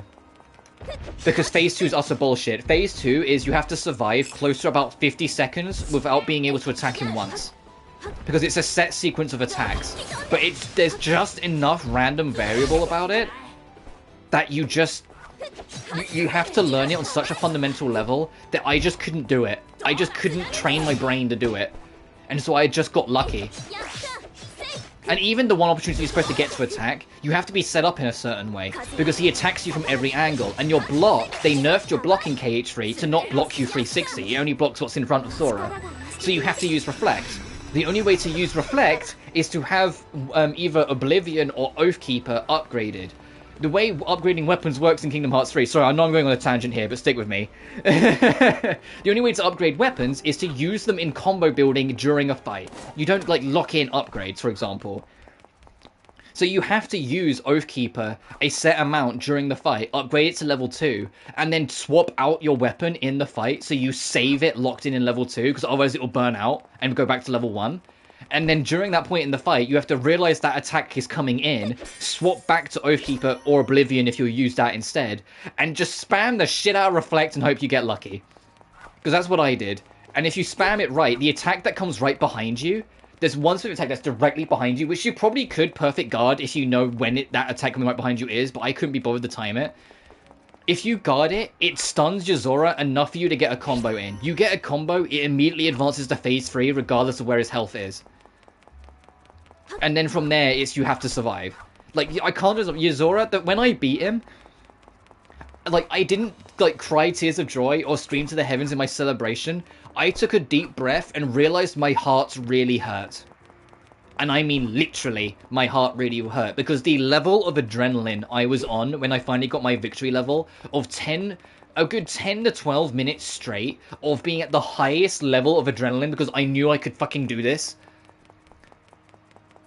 It genuinely caused me heart pain. Like, I think I genuinely did damage to my physical health. And so after I did it, I made a promise to myself that I would never do something that brutal ever again. Because it was too much. The only, like, the plus side is, and it's a weird thing to unlock, but it was still kind of nice. When you beat Yozora, you unlock the ability to freely explore the boss arena for photo mode. And it was such a weird thing to unlock. It's like, man, I kind of wish I got, like, I don't know. Like, I don't know. I don't know what I'd wanted. Just not, like, hey, you can now do the arena in photo mode. But which, to be fair, KH3's photo mode was goated because you could put props in and you could put physical blocks in the arena. For example, like, you could put physical blocks in the world through photo mode and then move your character, jump on them and place them. You could alter the lighting. Like, you could really mess with it. Like, it was pretty advanced for a photo mode. Like, you basically, like, play Minecraft and, like, build buildings in the world and then put it on your photo mode. And it was pretty cool. I don't know if they ever patched it out. I imagine they did. You could use photo mode to get out of the arena and explore the city. Because basically, the arena for the 2 final boss, you fight on top of Japan's tallest building. Like, legit. You're in legit Tokyo, and you fight on top of the, was like the 107 building, I think it's called. But it's just an invisible wall around that arena, so you can't go explore the city. But if you break out of bounds, you realize they fully fucking modeled the entirety of goddamn Tokyo for this one fucking boss fight. Like, literally fully modeled it. And it's like, what? Which led people to assume that like, Tokyo directly is going to be in Kingdom Hearts 4. Because why would they fully model the entirety of Tokyo for one boss fight and you can't even explore it? It's why people make... It's another reason why people make the jokes that Nomura's kind of insane. If his games is developed. Because why would you do that? You know? Why in God's name would you do that? And because Super Glide is in Kingdom Hearts 3, aka flying, you can just freely explore all that shit once you break out of bounds through photo mode. And I hope so, because Kingdom Hearts 3's true ending, which you get for beating that super boss, heavily implies that Sora's basically quantum leaping. He's trapped in a different dimension. So this different dimension basically break all of the rules of the Kingdom Hearts series up until that point. And the one teaser we got for KH4 last year heavily implied they're leaning into that, because it was in like a super modern, like almost photorealistic city setting instead of just Disney World.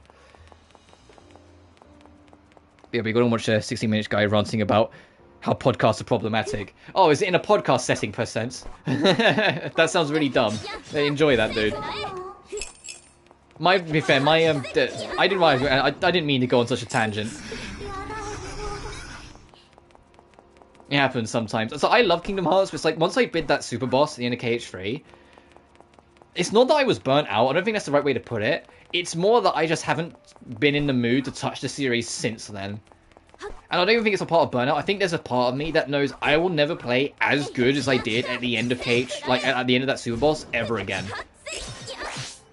Like, the severity of skill that was like required for me to do it, and the amount I grinded it out to learn like so many like in between mechanics and fundamental systems that you don't really need to know for anything else in the game, put me on like a level of play I will never reach again, and I don't care to. But you know what I mean?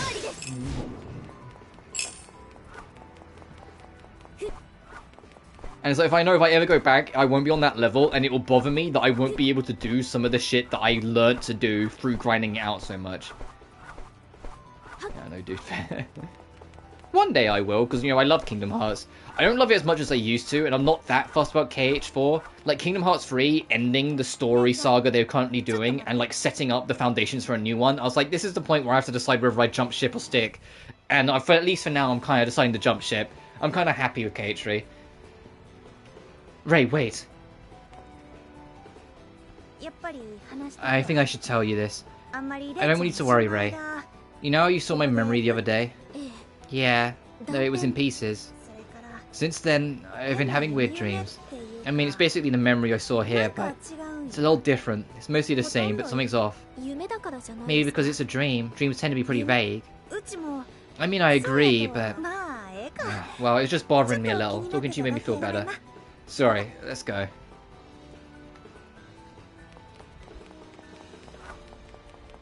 Okay, the warp's clearly over that way, so I'll go down this way.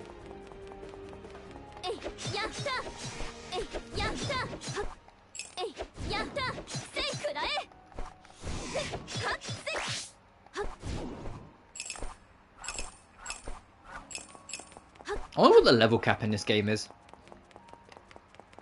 I think I mentioned it last stream, but still. But to be fair, if I've got to do sort of not really free playthroughs anyway, I'm probably going to hit that level cap one way or another. I think I'm pretty sure there's a trophy for hitting level 99 as well. So that'll be a little bit of a grind, but or hitting whatever the max level is, I'm just assuming it's 99. Oh, another hungry.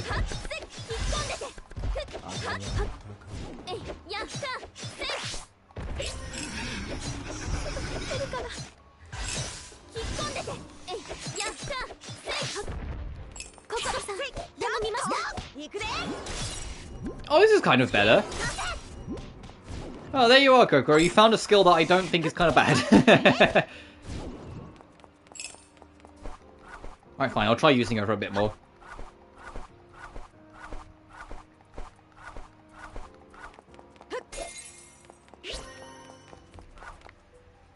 Sorry, itchy eye.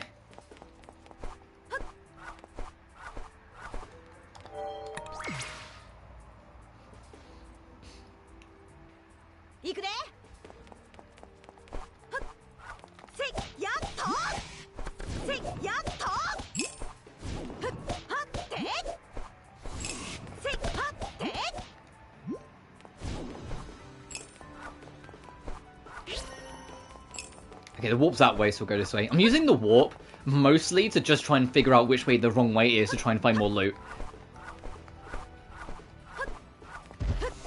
And I also did look it up. Apparently this game's around 25 hours long, so it will be a while before we get through it. Especially because, you know, whilst I'm working. When I'm on my week off, I'll say I'll do longer streams to get through it a bit more. But, ow, as I get beat up a little bit. But because I'm exploring so much, it'll probably take a smidge longer anyway. The game I want to see come out is Dragon's Dogma 2.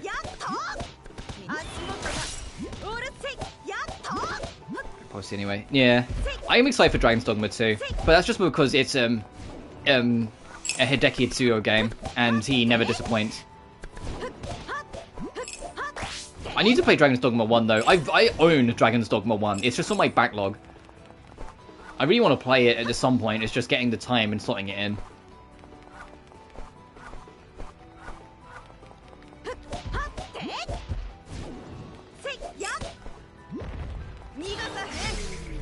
So now we know what this does. This reverses the enemy's controlled.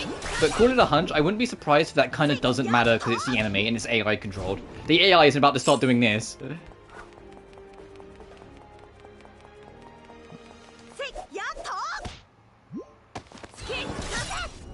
The only thing with Dirk that was a little annoying, and it didn't do as bad because thankfully there wasn't that much to like have trouble with, but it was still during a time where like Sony were like super iron-fisted on their bullshit censorship systems.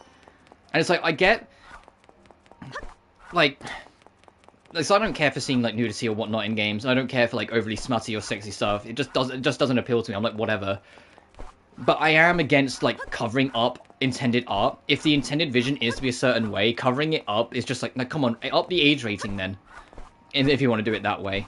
And Dirk 1, although it didn't do too bad for it, it still did catch some of that fire. People say Dirk 2 did too, but as someone who you know, paid attention to the dev diaries and whatnot, I know that isn't true. People say they censored the super forms from Dirk 1. It's like, no, they didn't like how the super forms looked and wanted to change them. It was an artistic decision, not censorship, that they made them like cover more skin. You know, because, you know, in Dirk, I don't know if you've ever seen the super forms in Dirk 1. In Dirk 1, they just put all the characters in their underwear, and that's their super form. Some cases worse than others. One of them is literally just like one strip, like a band strip. And that's like the only thing they wear when they're in their super form, because, you know, anime! In Dirk 2, they made either the underwear thicker on the returning characters, or just made it like full bodysuit costumes in the second game, because they wanted to try and give it more of a style instead. And a lot of people went, oh no, it's censorship, and it's like, no, it's not censorship, because no one told them to do that. They wanted to do that. They didn't like the original designs anymore.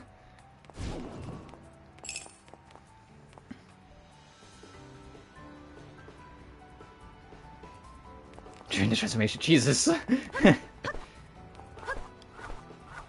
I've mentioned it a while ago. I do want to try the Senran games, because it always felt like they were on like the opposite side of the pond to Neptunia in a weird way.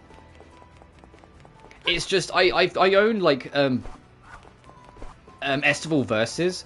I fired it up and I was immediately met with like a girl sat in a compromising position in like just her underwear, and I was like, you know what, maybe later. Maybe later. I don't want to feel dirty playing this game, so I'm good. It's like the same reason why I don't play Gun Gals. Like, I'm fine, thanks. I'm sure there's people that like those games, but I'm good. I just feel dirty, like, thinking about that series, you know? But the thing is, they didn't. As far as I'm aware, they didn't in Dirk 2. It was an artistic decision. The costumes and the transformation sequences, they didn't censor Death in Request 2. It was an artistic decision. They wanted to do that. The thing that didn't help to the confusion is that on the Steam version, because because of just, you know, nature of it, they went, you know what, if you really want to, here's a wink wink not mod support pack that will undo it for you. That will do it differently, more in the style of Dirk 1. So people immediately went, oh, it's censorship. But I own the art book, and the official art book literally puts in the storyboarding of the new style. It was always intended off the rip to be that way.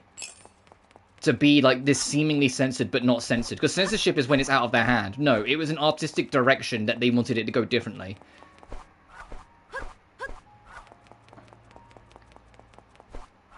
If you want to talk about weird censorship, fucking Dragon Star Vanir fucking censor the thigh, because apparently women aren't allowed to have thighs anymore. That was like, what are you on, Sony? What is this? They forcibly zoom in a camera that reveals a thigh, and I was like, man, really? Is this where we're at, Sony?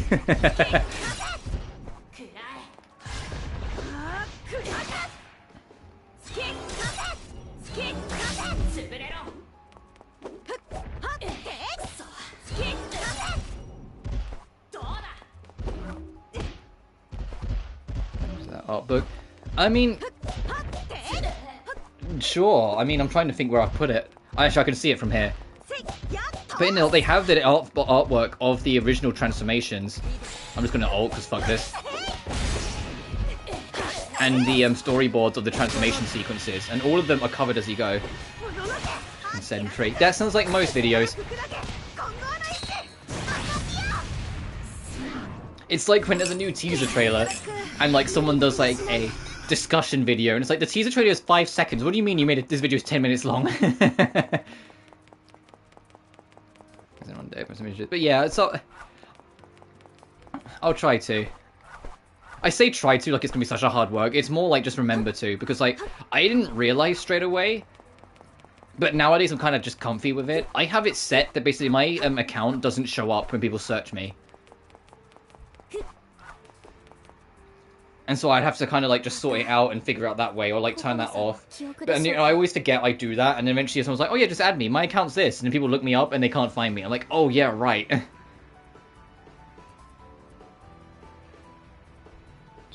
Yeah, no, so, like, because I spent a lot of time like going through dev diaries and all, because I was super into Def End 2's like build up and its announcement and its release.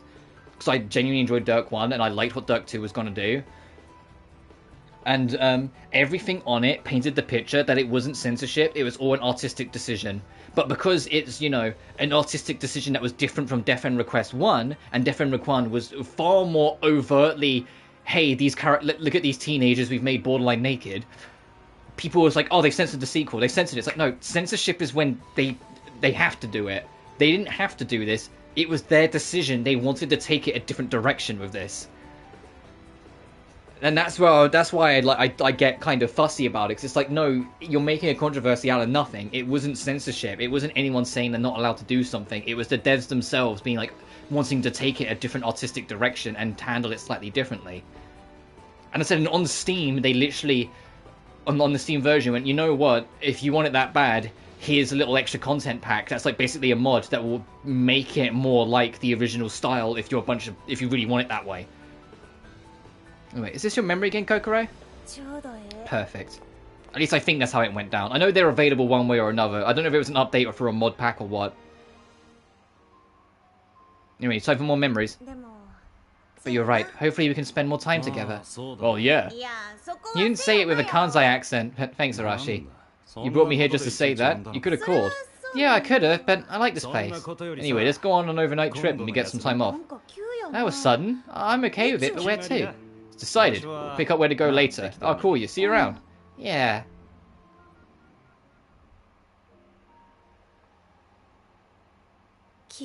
I kind of like the scruffy hair that Kokoro has in the past vision. I kind of wish she'd let her hair down. I kind of want to see her with her hair down.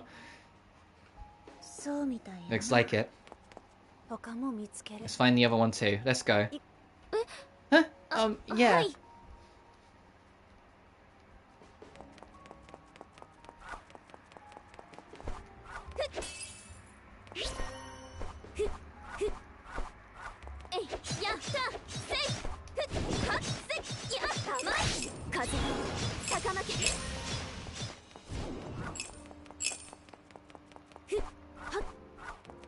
More the big guys.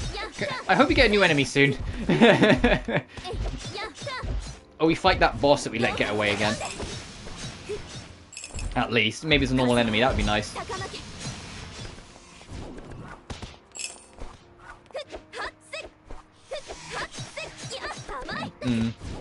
Yeah, Sony's censorship nowadays has changed.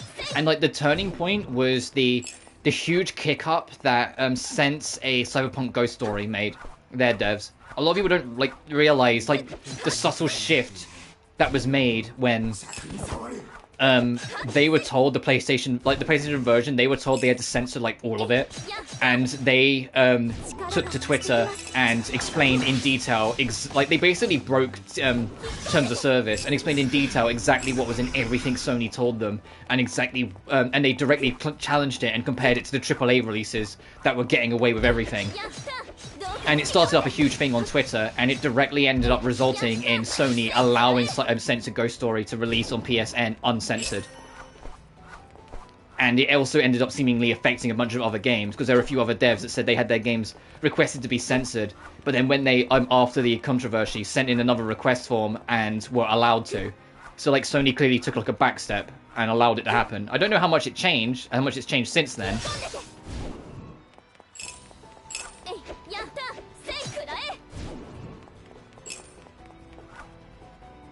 An image of seeing a rated game. They put the foot down. I was like, yeah, fuck them. So it was happened in 2018. Yeah. Is this a dead end? It says the end of the road. Yeah, it is. Okay. That is not the interact button, Robert.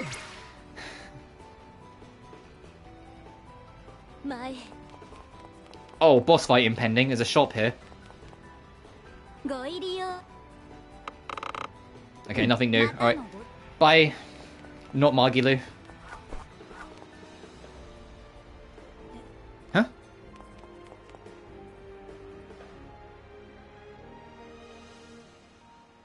の場所まで再現されてるとは思えへんかった。 Ratings I've seen at M Ratings, I've seen the adult ratings ever. Yeah, I think because on Sony storefront and Microsoft storefronts, adult-only games are straight up not allowed. Like, I know that much. I know, like, Steam have a policy around adult-only games as well, but I'm not exactly sure what that policy is, so I don't spend enough time on Steam. I have no idea what's... I imagine Nintendo's is the same, but I have no idea because I never really looked into it. I don't think this place would be reproduced too. But I can't really think of that many adult-rated games anyway, outside of, like, one Postal title, because that series is like the South Park of video games, in a sense of it's just trying to be extremely crass and like toilet humor and all the rest all the time. So eventually getting hit by it, yeah, it's the same. Yeah, it makes sense. It was like inevitable, and I think hatred, which is weird because like people were like, oh, because hatred's all about just, you know, it encourages being a psychopath and murder and all that stuff, so it has to be adult rated. And then the game came out and it was shit. And it was like, all this for nothing. It was just like a top-down beat-em up, and that was it. It was just because the message of, like, you know... Oh, I haven't watched South Park in years. It was the easiest way to make a comparison that people would get. Is this the monument you saw in your memory? I saw in your memory? Jesus Christ, that girl can jump! What are you, a dragoon? Do you have to look at it? Maybe it's better to leave it unclear. If you don't remember it, maybe it's an unneeded memory. Well, maybe. But if it's about him and my baby, the memory of those two is something I can't forget.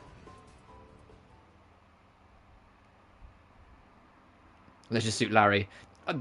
I saw there was a Leisure Suit Larry thing on PlayStation. Like, you have a month, and I was like, is that even a thing? Anytime I think Leisure Suit Larry, I think of it being some kind of weird 1960s perverted, like, you know, thing that like doesn't exist anymore. So when I saw something on it, I was like, huh? What is this? You know, it screams to me as like one of those things. What do you want to talk about? We've been together for a year now, right? And think of it, yeah. This is where it all started, so I thought I'd tell you here. What's wrong? You're acting strange. Well, it was like we're having a baby. Huh? Really? Really for real? Yeah. We're still just students, but how about after we graduate we... What? Don't make such a big decision on your own. Are you even sure the baby's mine? Huh? Of course it's yours. Fine. Either way, don't go making decisions without me. Why do you need to say it like that? I...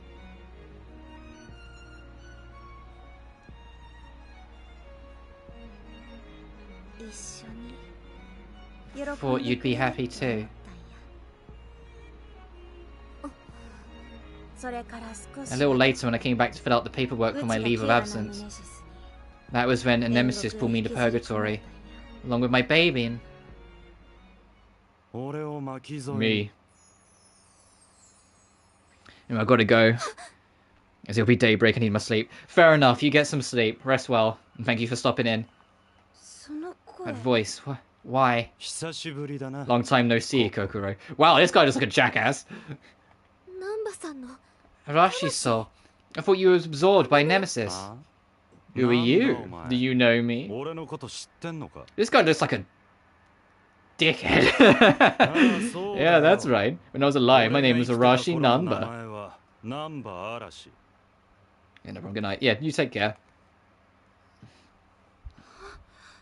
But now, thanks to her, I'm dead. Hey, Kokoro, do you remember that day? I was supposed to be off campus, but you said you wanted to talk about your kid. And because you called me there, this happened to me. I did? That's right. It was all your fault. That's why I got killed. The child inside you died.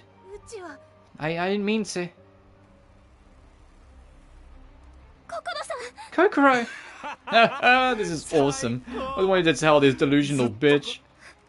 You're terrible. Aren't you an executor? You're hunting souls for your wish. You don't deserve to talk. It's fine, she wasn't helping anyway. Oh, Jesus!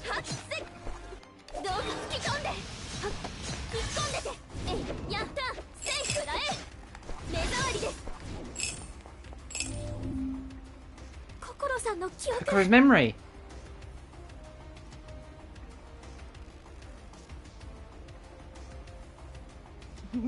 What are you? Where are we? A college? Only 2 people. I guess this was a possibility. How unfortunate. Since it's just you two, it looks like I can take my time. What are you going to do? I'm going to devour you and gain your souls. Kokoro, you know karate, so you're stronger than me. Huh? I don't want to die here. Please sacrifice yourself to me while I won. What are you? I can't fight. There's a baby inside of me. Oh, it wasn't just 2 then. No, my baby hasn't even been born yet. Wait, don't run. Don't leave me, Kokoro.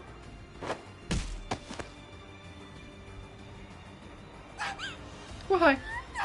Why? You tried to run away.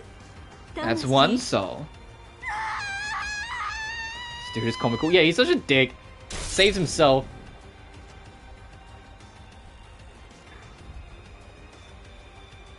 Two out there. No, I can't believe it. Your own child. See how the mother is totally to blame? She ran away while her child's soul was being devoured. Right. That's true. But I didn't run away. My master nemesis accepted me. Master? Oh, that's why you weren't devoured. Instead of eating my soul, she saw my brilliance and decided she was better off having me gather souls for her. I'm no longer Arashi Nanba. I am Dark Magician. Oh, I am Master Nemesis gave me.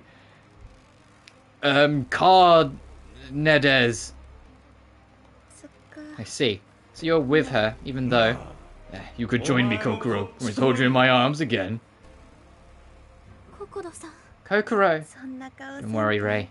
Because now, I'm over him. Go, Diogenes!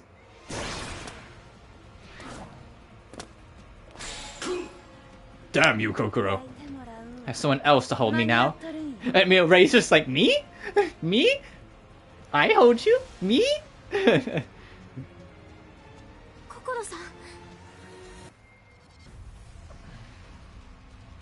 Kokoro. Let's end this, Ray. Yeah.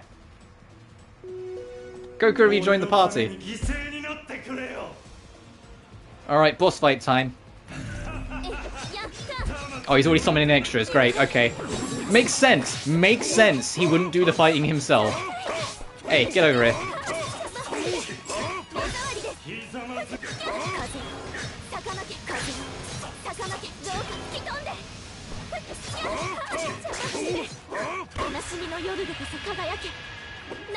Right.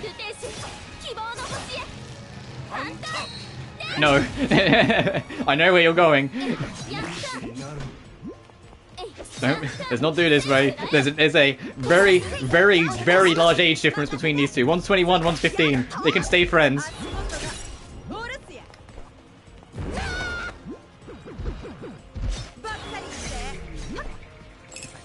Goku's gonna get himself in trouble with the FBI.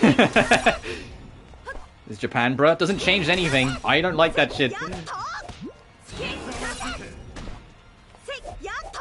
They can have their cutesy shit or whatever, but no more than that. Doesn't mean I have to accept it.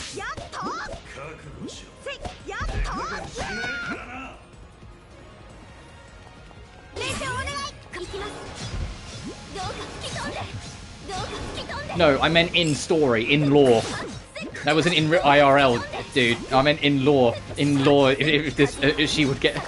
I was making the joke, come on.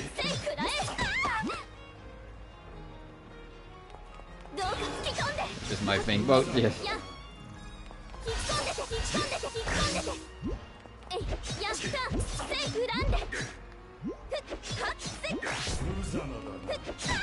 Ah.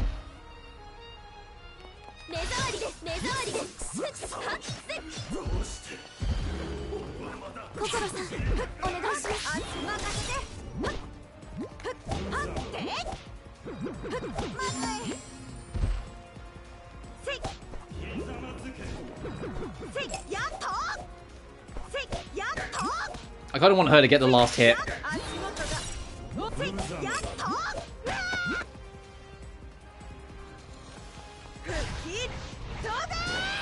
Damn it!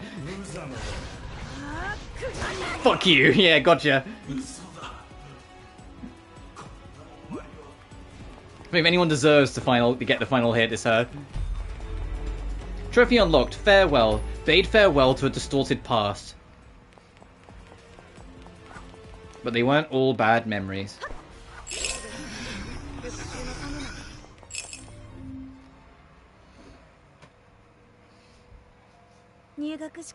You said you were watching me since the first day of school.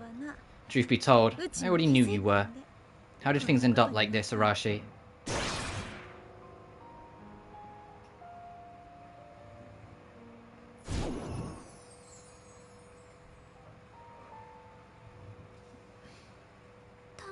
So you were switching this to your brain, man. So many souls. Arashi did all this. What will happen to them? Since they're in purgatory, they'll flow down towards the cogs of renewal. What's wrong? You've lost. Huh? Are you... my... Oh my, what a day.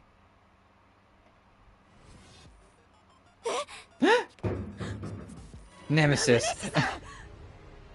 And someone dropped something outside, so there's a bit of a bong, like a bonk sound of it. Come to me, souls. You look quite delicious.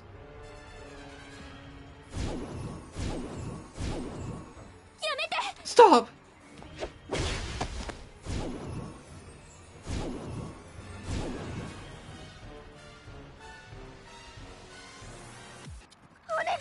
No, not that one. Ah. So full. Revival will soon be mine. Revival. I'll see you soon. Just you wait. I'll be getting 2 more souls today. Talking about us? Bring it on. Kokoro, no!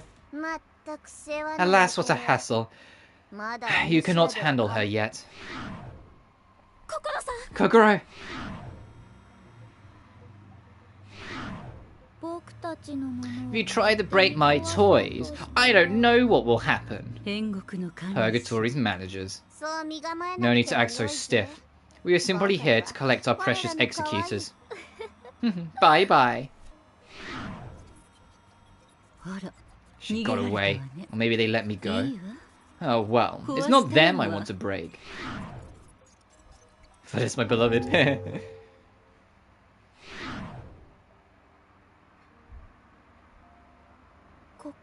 Where are we? Ah, yes, you were in danger, therefore we saved you. I hope you're plenty grateful. Thank you. You two are still weak. Acquire more strength so we can seize our worries. And then, do much, much more for us. Now then.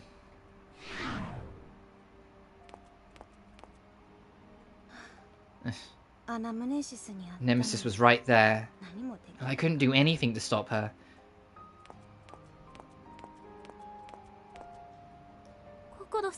Kokoro. Gotcha. You're so cute worrying about me like that. You're a new one for me, Ray. You're the best. Hey, Kokoro, now's not the time to... Yeah, she's trying to play. She's trying to hide her sorrow. Yep.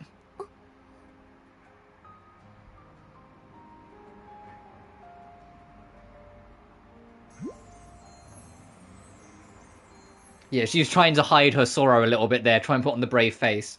But you're the only one for me. I just witnessed my... Like, I think that little fairy was her baby again dying. So she just witnessed the death of her baby twice. Yeah, that would fuck you up.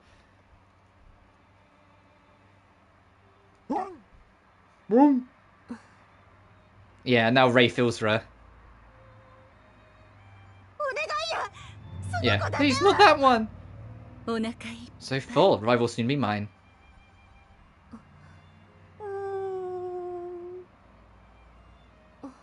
Falmer. Oh, sorry, I don't feel like playing today.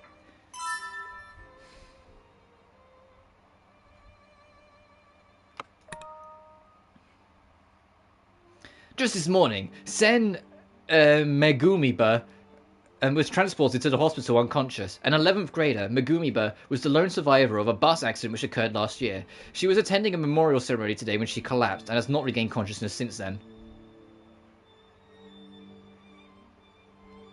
Chapter 3. Hero of Justice.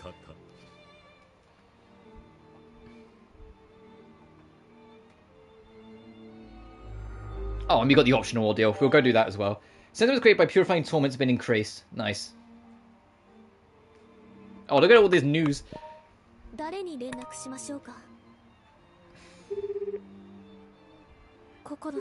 Kokoro. Oh, I can't get a hold of her. Hello, Ray. I'm sorry. I thought about everything. Remember how I said I'd go with you for a bit? I don't mind. Can I continue to travel with you? I don't mind. Really? Ugh. Although, even if you said no, I'd still follow you.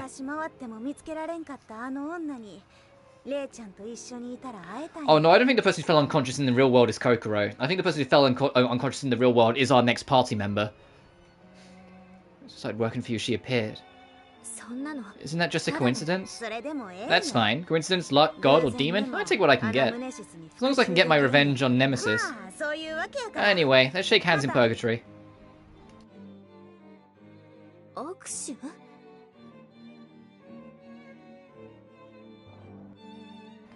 Shake hands?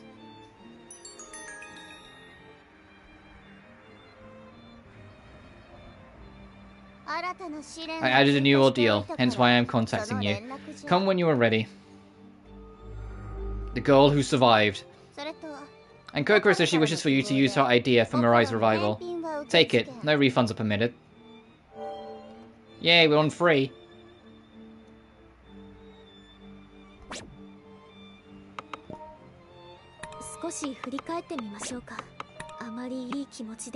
Alright, so, a revenant form of Kokoro's lover, Number, he truly believes that Nemesis will share her soul with him. When he was alive, he was the same age as Kokoro. He was a narcissist who would blame others when bad things happened. Alright, fine, we'll get rid of the demons.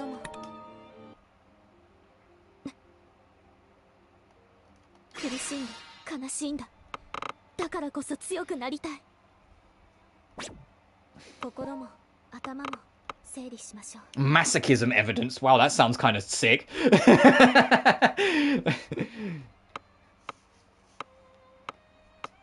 Ah, and it's better.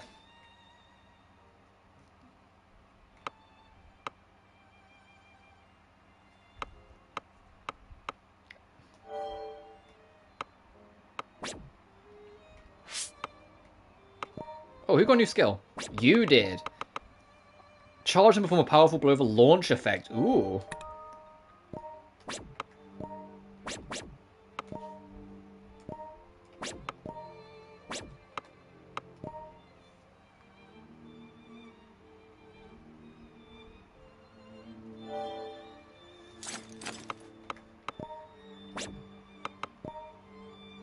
Oh, and these are the... Okay, we finally got some bolstering.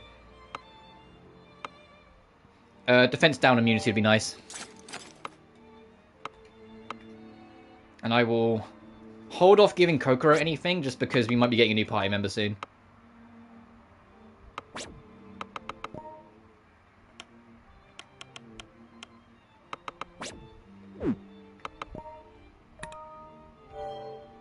Oh, we need sorrow thoughts. Okay, we'll hold it as is then.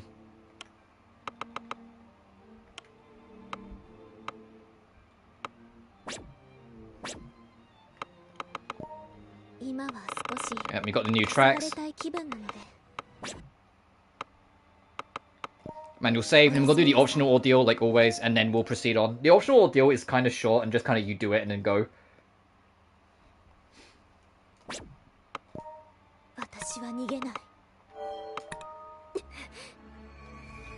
And I think tomorrow, because I'm not streaming tomorrow, I will grind out, because I think the bosses, you're supposed to just redo the levels. So I will grind out the bosses to get their memories. Oh, what's he mean to whack them like? Hey, do you sell sorrow chips? You do. Thank you.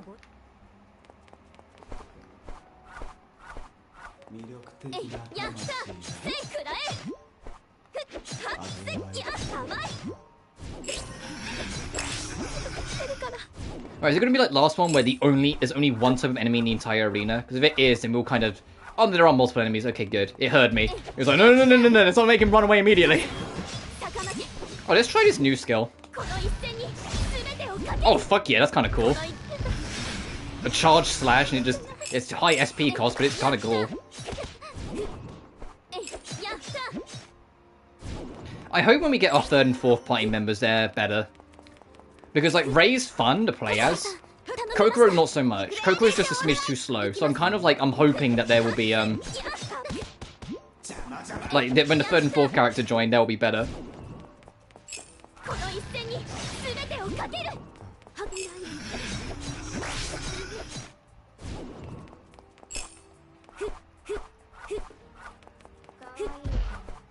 Yeah, sure, I'll take a Cogsworth. Jesus, I just murdered them. How much does it... Oh no, we don't have enough SP. I was gonna say, how much does it do to a big guy? That's give me... And that's fine. I'm enjoying it. Doesn't mean everyone watching us do.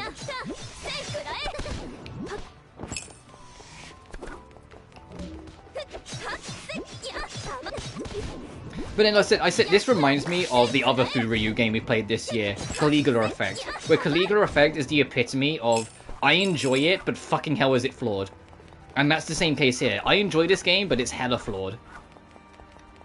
But I enjoy it so much I don't really care that it's flawed. Oh, that does a loads of damage. Okay, okay, Super Slash is the way to go. Oh, okay, I missed.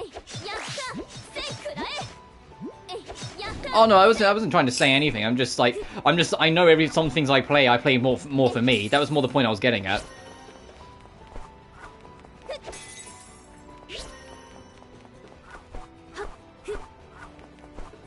I get that some of the games I play on this channel, like, everyone who watches it's like, man, why the fuck are you playing this? And I'm like, it's because I like it, damn it! That's more the point I was making.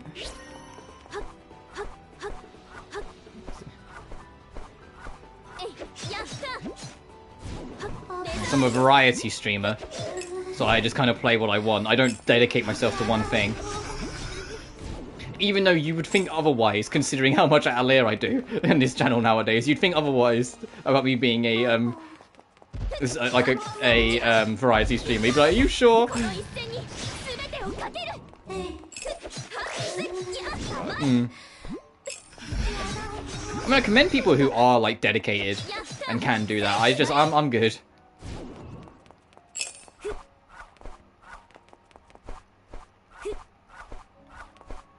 But it's like, are you never going to see me, like, only if it's a game I actually care about, you're never going to see me chase trends. It's like, I'm interested in Armored Core, doesn't mean I want to really play it on stream. Like, it's something that I will try out some other time. There are other things I want to play first. I mean, it came out the same day as Blasphemous 2, and I would rather play that. But I want to play Blasphemous 1 first before I play that. It looks really fun. And I liked the joke that because Rei streamed Blasphemous, he made a joke on his stream. The video was called because it came out the same day as Armored Core 6. He called it Armored Catholic 6 because the Blasphemous games have a lot of religious themings. I was like, okay, good joke.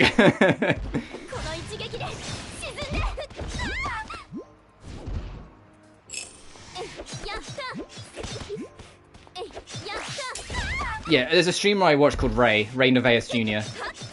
I bring him up every now and then. He's like the main streamer, like, that I'll put on in the background if I'm just watching, like, streams sort of thing in the evening. Because his stream time is around the time, it's like 6 PM for me. So it's like, it's just a good evening time, but on like, the days I'm not working to watch. His stream title for Blasphemous 2 was Armored Catholic 6, and I was like, that's kind of funny.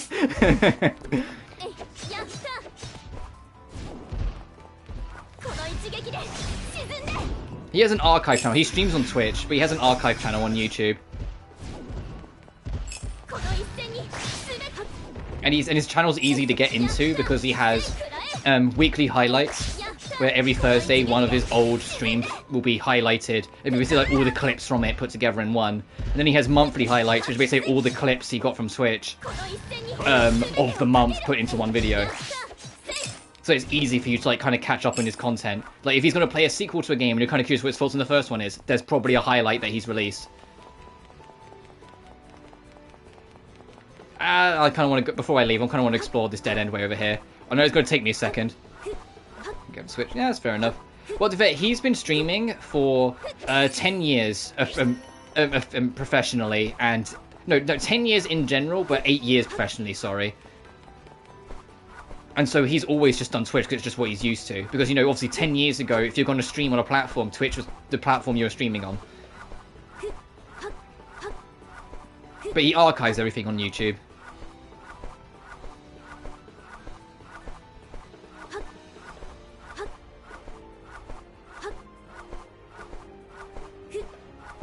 Sorry, I know it's a long run just for probably like one item that I might not even need. But I want to go check. I'm in like an exploring mood.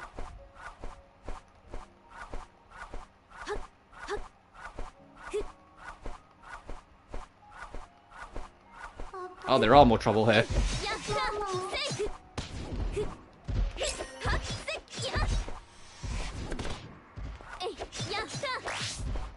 But speaking of Ray, he's going on vacation at the end of this week. I think on Sunday. He's gonna go hang out with his wife for like like go on holiday with his wife for a week.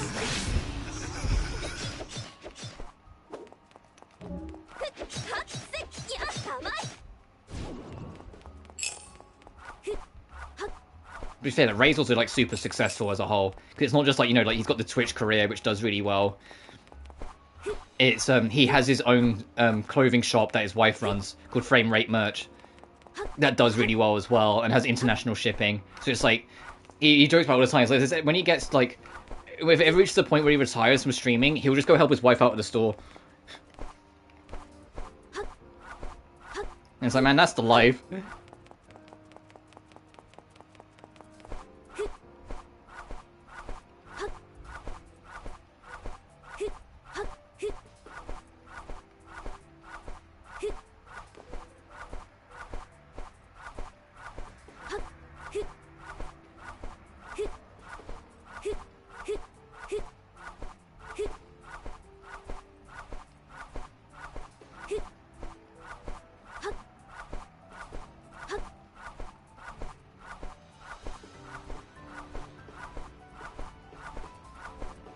Sorry, I know this is a long run back, but I had to go check. There we go.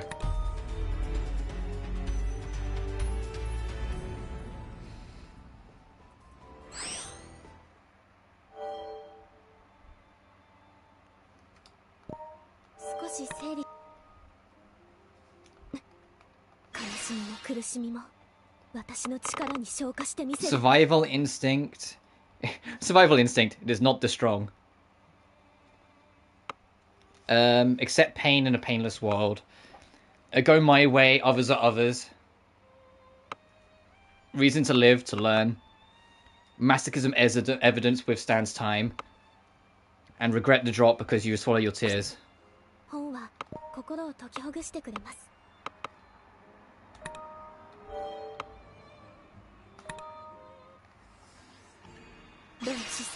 Awesome.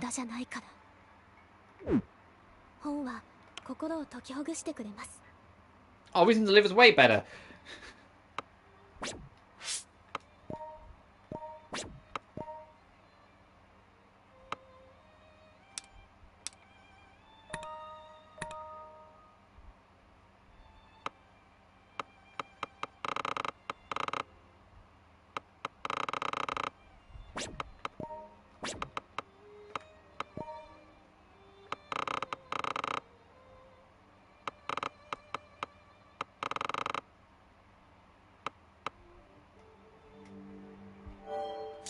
Yeah, sure.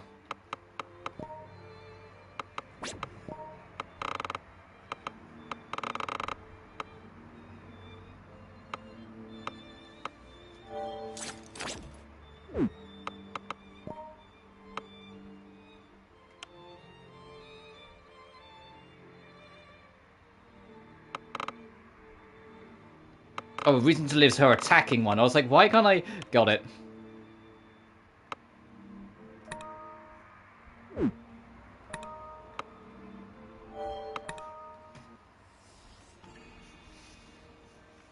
I always forget that it's like her specific weapon sort of thing.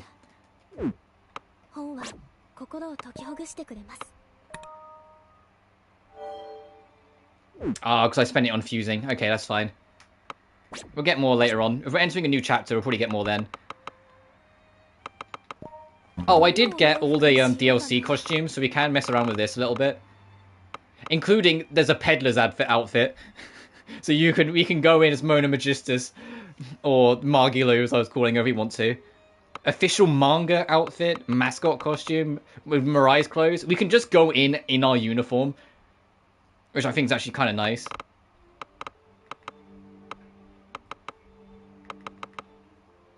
But I'll keep it on defaults for now. Also, what are her options? Oh, Mephis' clothes. Oh, not, Phyllis, though. That would have... Oh, come on. Santa outfit, manga outfit, peddler outfit, mascot costume. Just gonna save again, and then we're gonna head out into chapter 3.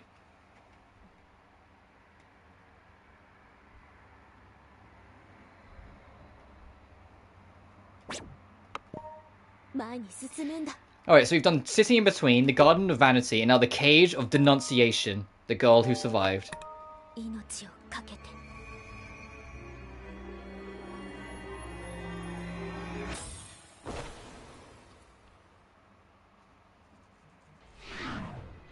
Ooh, it's all dark.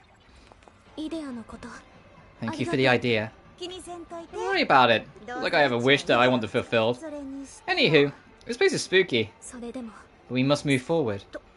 Oh, of course. Well said. I got your back. Gotta watch out for a sneak attack from behind. Could be dangerous. Kokoro, are you afraid of things like haunted houses? No, of course not. If anything, I prefer my house is haunted. Then you can take the lead. I don't like my house is haunted. Yeah, leave it to Big Sis Kokoro. Ah! What? What's that sound? It's coming from inside. You go first. No, I'll be nice. Let's go. Let's go, Kokoro. Wait, okay, how scary this looks. We have no choice except to keep going. It's not like I like it. Though I guess I have a high tolerance. I watch about 300 horror movies a year. You don't like it? You love it!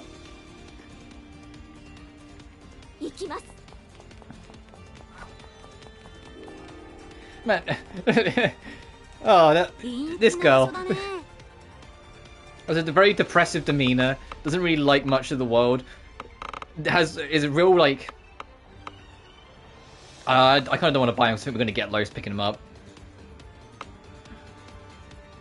I will buy some more potions, though. There we are.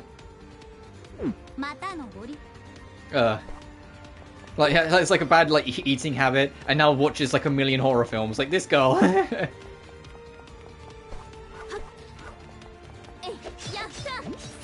Oh, they're upgraded. They're betas. They're not alphas anymore. Alright, is it something? I wonder if it's a different memory when we find like the Revenant version. And this is the equivalent of just fighting, like, you know, going from the blue punies to a green puny. It's a different enemy, we promise.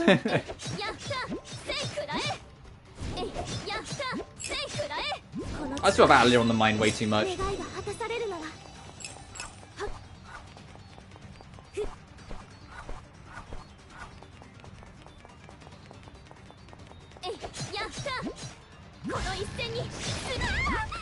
Okay, this one's still an alpha.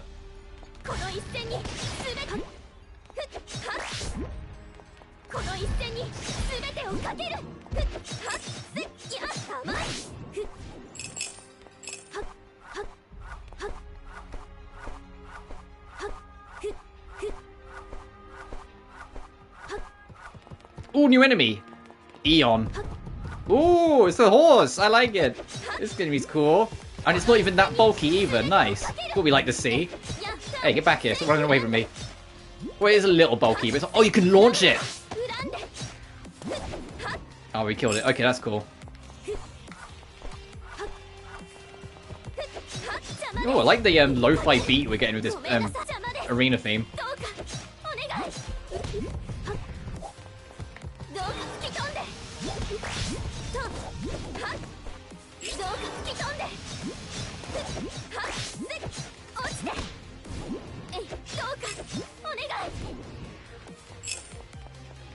Oh, and it's not lo-fi anymore. It's picked up, but still.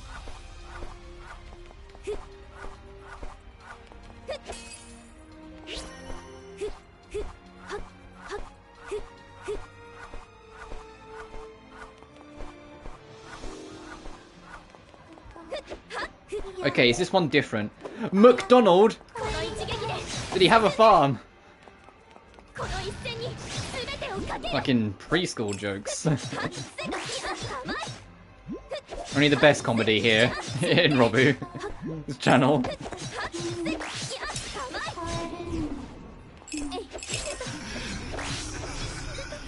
I want to go home. Alright, so yeah, alternate variants do have new revenants.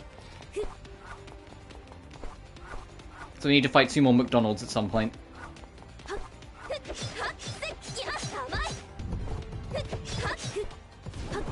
Fight 2 more and then we have a full Happy Meal.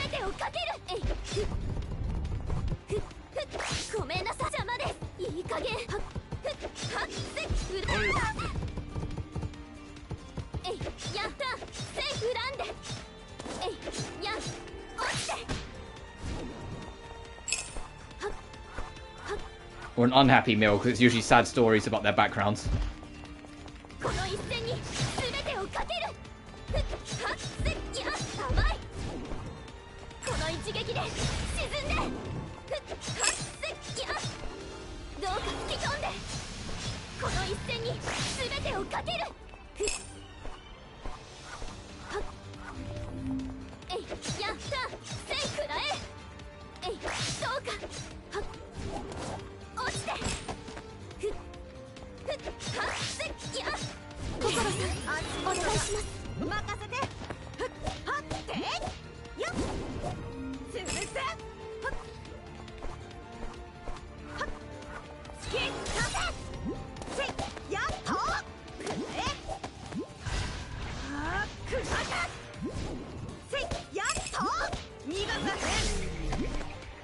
I'm trying to make a point of using her a little bit.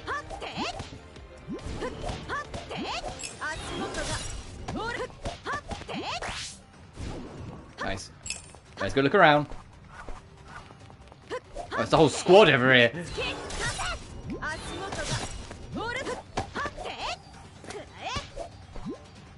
Let's juggle them all up together. Nice.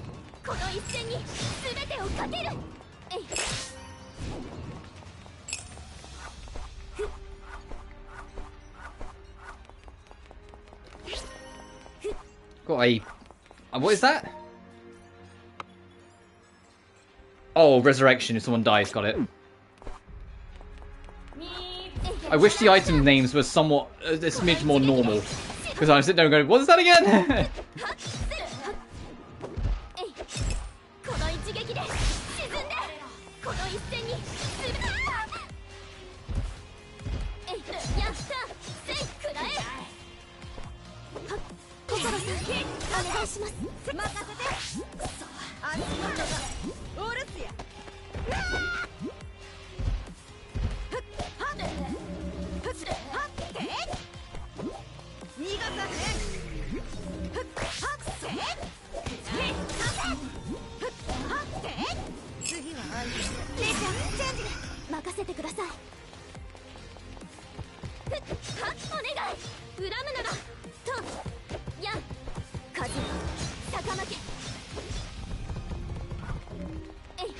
I need more SP.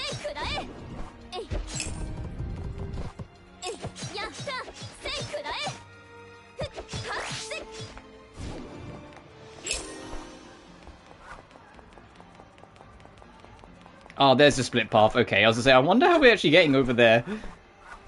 I have to go around for this. No, we don't. I'm talking up my arse. We don't go around. It's just a bit done here.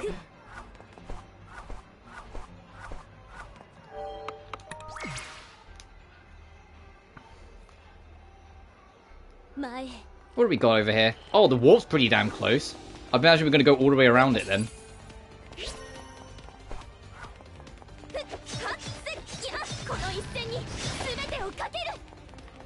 I am a fan of like the beat of this area. There hasn't been a track yet that's really like completely stood out to me, but I'm enjoying it. Like there's no amazing tracks, but they're not bad, if that makes sense.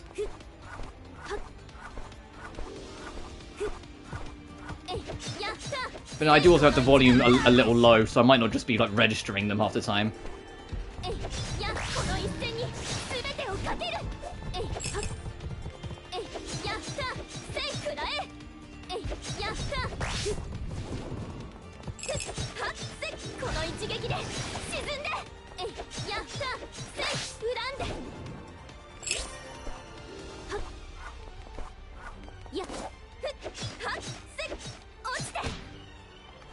Get out of there, yep. Okay, so the charge slash is just going to be my go-to, because it's really good. You know, it's been a while, let's use our booster. Let's use our not devil trigger.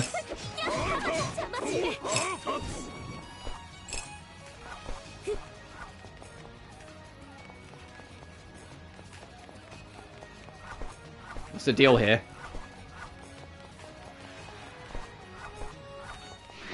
Can I talk to any of these now I'm out? That's yeah, I can. Okay. Let's see if any of them have to say anything interesting. Can't stand sleeping anymore. I don't want to cause trouble. Please get out of here, please. Release from the hospital. Or are you trapping me again? Oh, that sounds worrying. Can't get out. I can't get out until it opens. The cage opens to turn to escape. How much longer until I can get out? Signal. Where is the signal? Cage. The cage siren. The ghost will eat me. Me, us. Chomp chomp. I don't want to be here, so I'll wait for an opening. Siren. The siren. Guide free. Cage outside.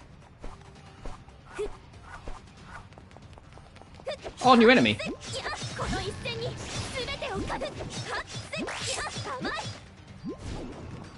Alright, it heard me. I was like, man, I'm starting to get a little bored of these enemies. Against, like, alright, fine, here's 2 new ones.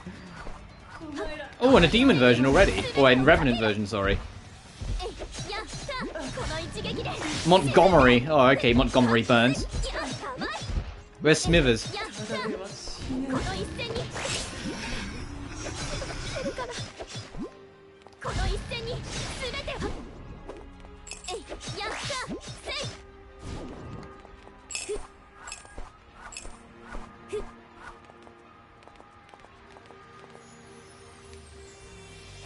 Oh, I wonder if it's going to be our next party member. One's following us. If it's a bother, why don't you kill it? That's a bit extreme, don't you think? Ray, I wanted to see you. She's ignoring me. Are you happy to see me too, Ray? You're happy, right? Right? I feel normal. Please, tell me. This sword is intriguing. It appears to be developing self-consciousness. It may hold a strong idea.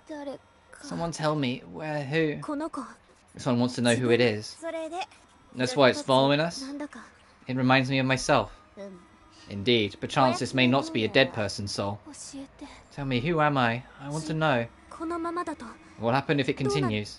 It may regain its memory and appear like you, wandering purgatory as a weak living soul. Or maybe its body will die first. Then it'd be a totally dead person. When it dies, given the strength of its self-consciousness, it may indeed become a revenant. Why don't you kill it before that happens? It's entirely up to you. I want to remember. I want to know who I am. I wonder if it's the girl who survived that bus crash who just passed out. Kokoro. It's okay. I'm sure this one's memory is somewhere in purgatory. Fine by me. Going deeper anyway. Just protect it till then. Thank you, Kokoro.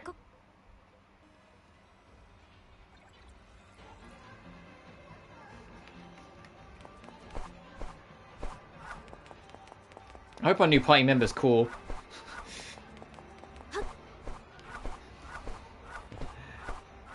I hope he has a really sick moveset and like has like really cool skills and is super badass.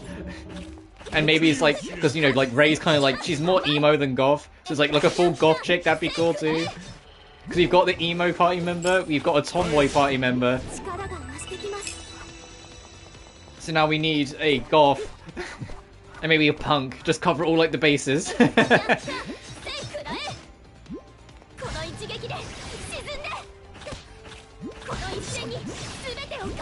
Oh, this enemy just kind of attacks regardless of what you do, huh? Okay, so that's its gimmick then.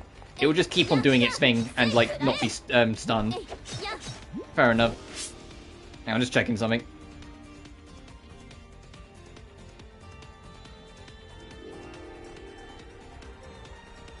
Oh, we got a new item while we're at it. What's new? Oh, Torments. And we got some Sorrows. Yeah, I knew we would, that's why I didn't want to buy them. A checkerboard cookie? What? Cures all ailments. Oh, it's a remedy.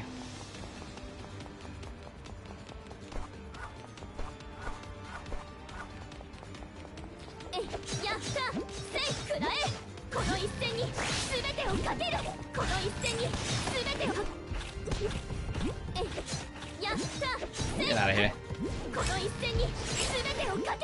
Wow, you sent Eon fucking flying. Wow.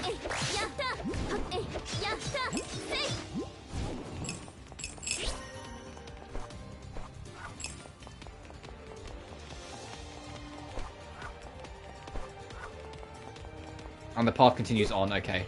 I'm just trying to, like, build my path. Ow, ow, ow, ow, hey, hey, get off me! Ah, fuck, ah, shit, ah, shit. They're comboing me!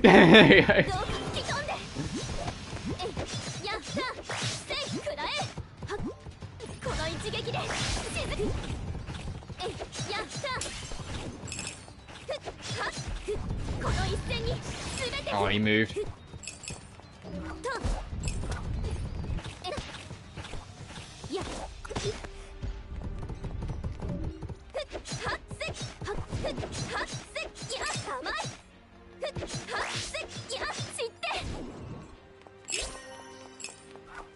So it goes down to the warp. Right. Alright, let's go looking around.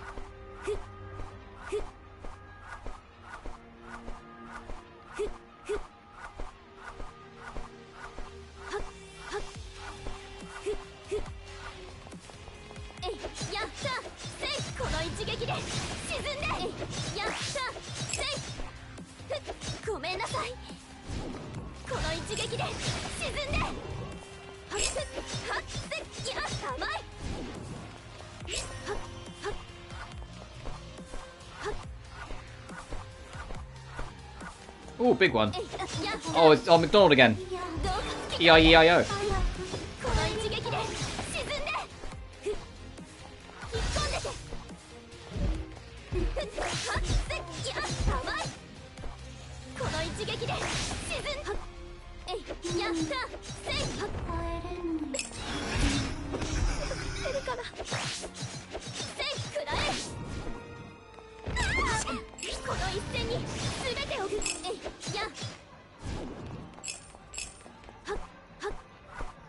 And this links back around to here. Okay.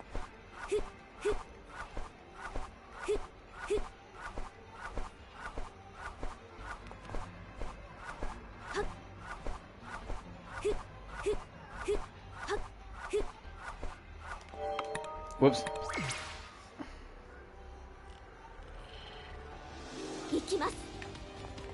Oh, okay. No warp, so this is final floor.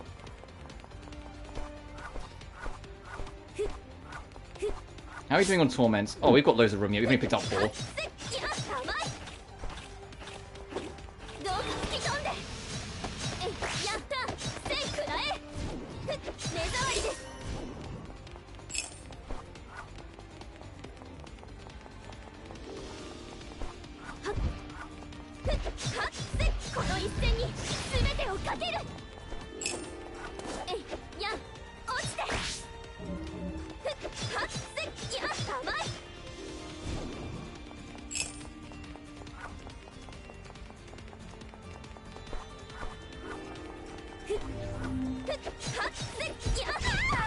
Oh, we're locked in, so this is probably the correct path to go then.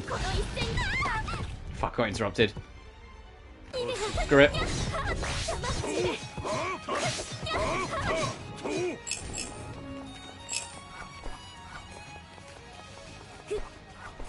Go find a new victim. This way.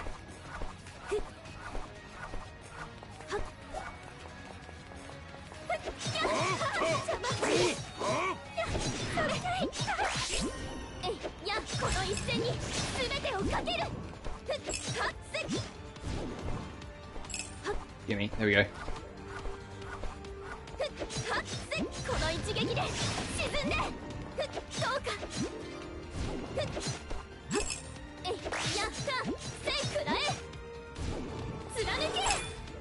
Shit. Okay. The beams kind of isn't great as a special. Tornado is great for keeping the enemies contained.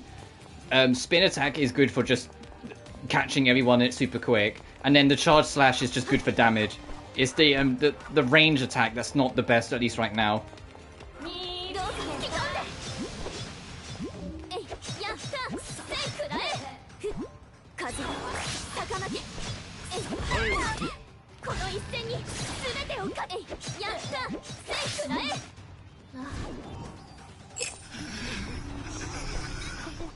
Oh, new enemy, Doge. Maguire.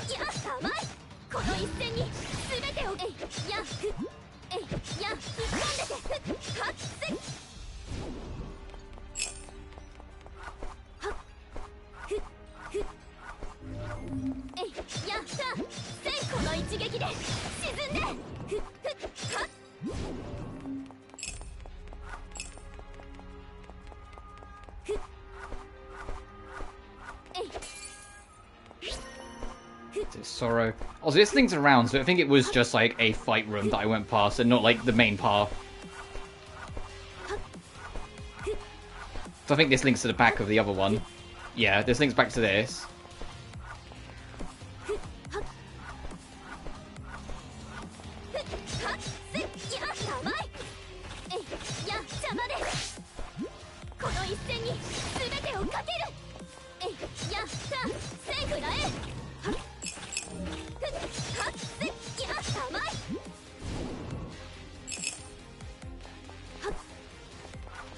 Oh, you're getting relatively low on health. Fine, we'll swap.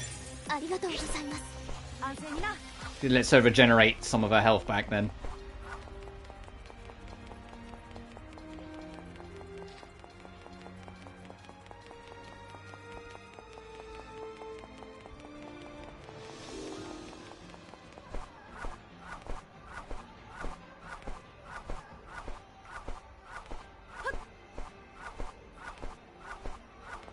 Oh, here's plot. Okay, so this... there might be more level after this. Let's find out. Oh, is this the little one's memory? You're treating it like a kid. Maybe it's older than this.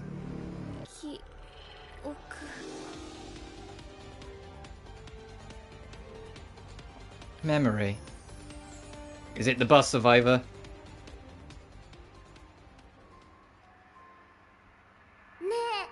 Hey, what's that picture book you have, Papa? Are you going to read it to me after snack time? This? This is for Papa's job. It's not a picture book. And after your snack is nap time, right? Papa, you use books for your job? That's right. This book contains the laws written for this country. Laws? Law and order. It's... Seshiro, did you forget you're speaking to a 5-year-old? Hmm? Oh, you're right. Laws are rules you need to follow. Like no running in the hallway? That's right. Good job. When you break rules, you get in trouble, remember? Papa's job is to apply these rules in court. He's a superhero. Really? You're a superhero? Superhero is all about justice, which is decided by carefully made laws. Following rules is Papa's justice, right? Well, yeah. What about you, Mama? Mama's justice is protecting you. That's why I'm taking away your sweets, to protect you from cavities. Hey, don't take my pancake! I'm still eating it! Too much for you. You can have the rest tomorrow. I like Papa's justice better.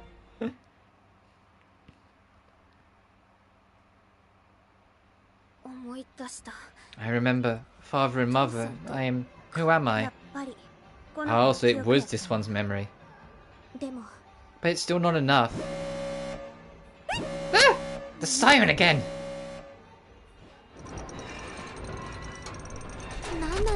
What is that sound?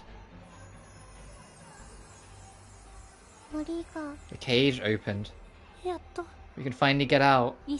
We need to hurry, it's going to close again. What the hell? No, don't go. Everyone, wait, you can't go. Kokoro, just hurry. We're going this way first, though.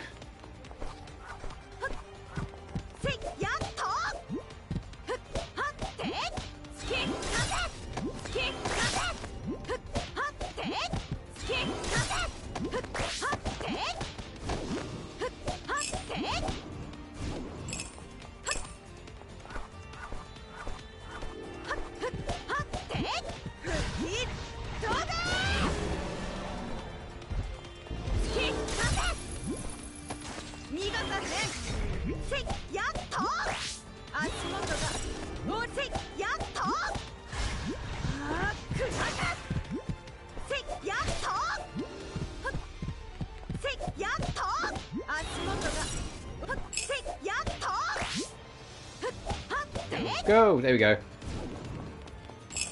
Can't wait. Well, I can wait. I can't wait to start dreading when we have to fight the beta versions of those big guys. The ones that take a beating.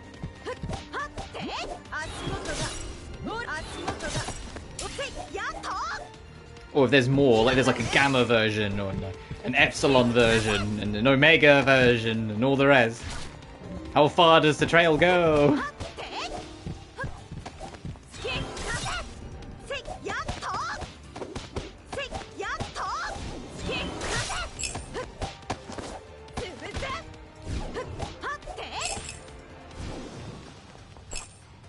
Anything down here?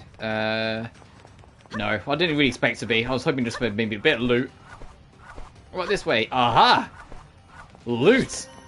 More sorrows, awesome. So we'll be able to upgrade stuff. I'm going to try and make a point to upgrade Kokoro. Try and actually use her a little bit more.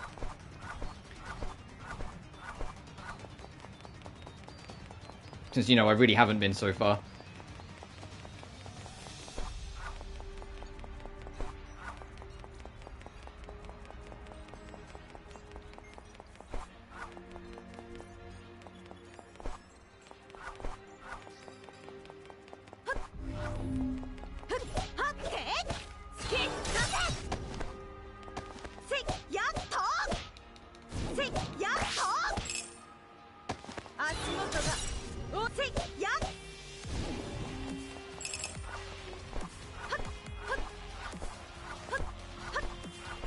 One dead end.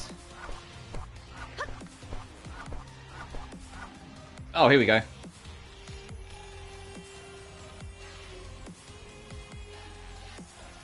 Well, there's a lot of them. And meanwhile, our little one. Oh, get out of the way! Looks like it won't let us go. That's it.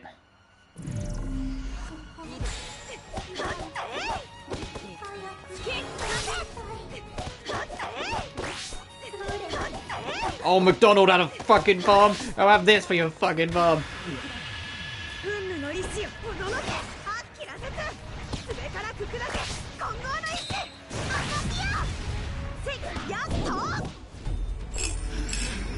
Oh, that's the end of the mission. My final line of the mission was, oh, McDonald had a fucking farm. Or have this for a fucking farm. Great, I need to come up with better one-liners. Jesus Christ. Oh, we lost it. Looks like we can go deeper. We have no choice. We can't just move blindly. Let's go back and prepare. Is it going to be okay? We have to hope so.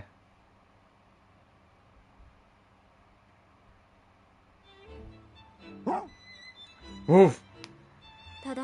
I'm home. Do you want to pet you? Maybe later.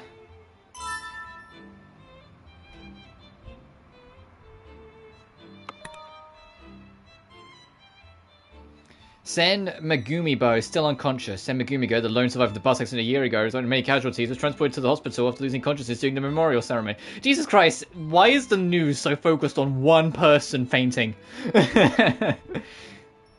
It's almost like she's the next party member. Megumi is still being treated and has yet to regain consciousness. She completely recovered from her injuries caused by the accident and has been active on the student council. The reason for her sudden loss of consciousness is still unknown. Trickster ordeal has been unlocked.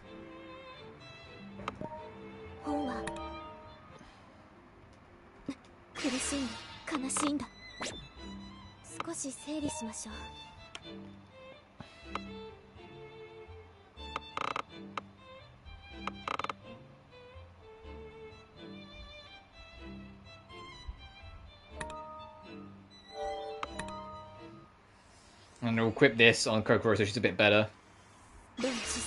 Nice.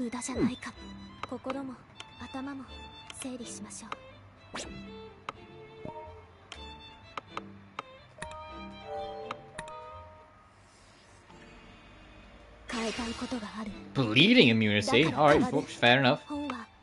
I know you can re-roll them, but I'm not that fussed to re-roll them. I'll just kind of take what I get. It'll only be like in like post-game I might end up re-rolling to try and get specific things.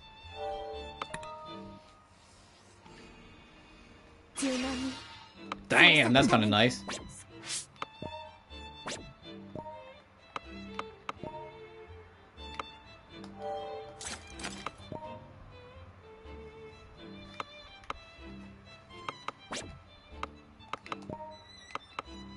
Fine, you can have that. し整理しましょう。少し振り返ってみましょうか。忘れません。それが Oh, we did get all of McDonald's. Okay, a reverend of a girl who was killed by an unknown entity. She does have her memory of life, but she chose to forget out of fear. Her last memory is of a shrine. She was walking between some trees. She was just exploring. Something blocked her eyes, and she was shrouding in darkness. The creepy dark took her away. Brutally and never-ending laughter. She was crushed by pain and sadness. She knew she wasn't up against a human. Anyway, how's Montgomery doing? A reverend who is especially afraid of executors. Reverends try to fix their souls by collecting souls. Souls collecting doesn't completely destroy the soul, just gathers a part of it. So yeah, we got Montgomery's 2, and then at some point I need to go rematch the bosses, which I'll do off screen. At least I think that's what it's expected to do.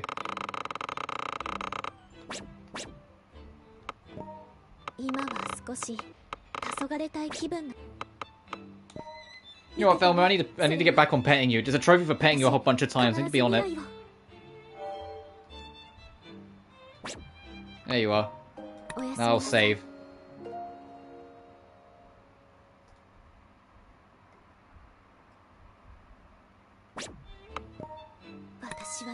Alright, Trickster.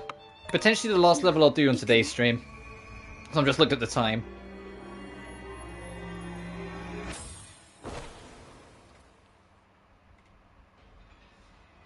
Oh, Jesus. Okay, at least these guys are, like, around, so I don't have to worry about grinding out that boss. I want to go back to the real warm world. Boom! It's showtime! Uh-oh. Flowing soul is breaking. Why? I'm so bored! That's it! This isn't exciting! I want to have more fun playing tag! I don't want to perish. Help! Then no more tag. Oh, it's help. Next is, you want to play doctor? It might be fun. Patient needs surgery. Oh my god, okay, so there's a psychopath running around, got it. There's a child mad lady going around. Oh, that was fun. It was meh.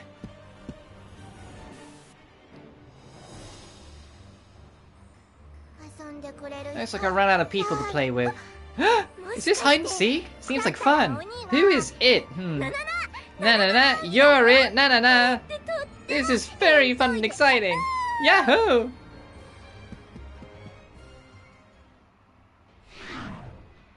The Ray comes in. Did you hear that right just then?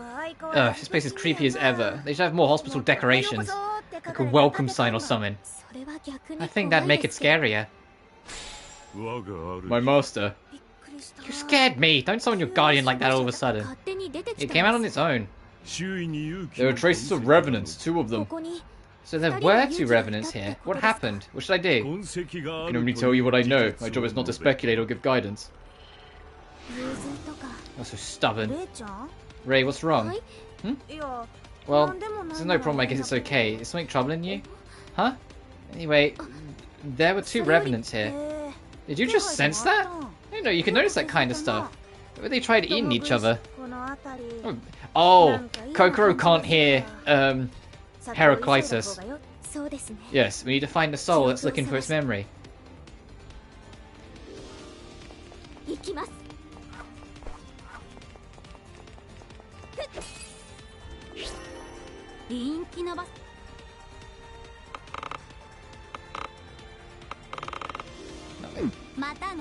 Thanks again, peddler, but bye. How much money do I even have? 45k. We're nearly halfway to the trophy for owning 100,000. And I'm not even intending to grind for it. It's just there's something in the shop I really need to get right now.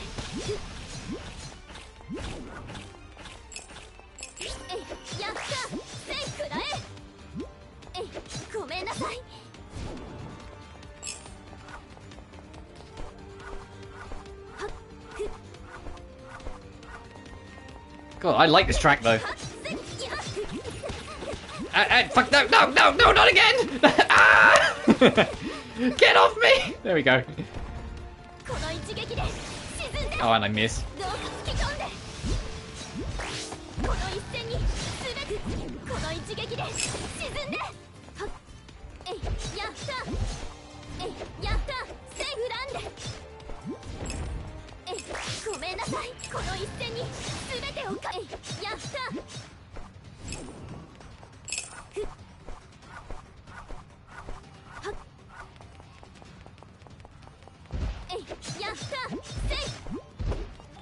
What else have we got around here? Oh, what's no SP? I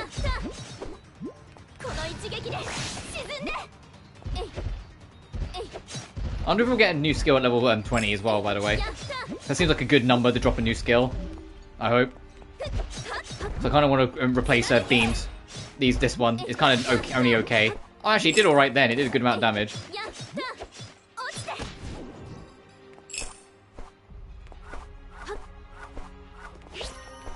More healing. Oh, is this McDonald? Yes, it is. Had enough of your farm. I need a shower back soon. Yeah, no worries, dude. I'll just sticking to my stupid jokes.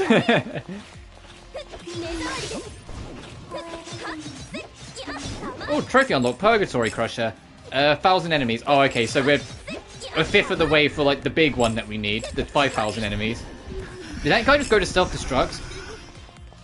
It's like glowing, like lights was coming out of it. I wonder if it has it. I wonder if that is what it is. You and I both.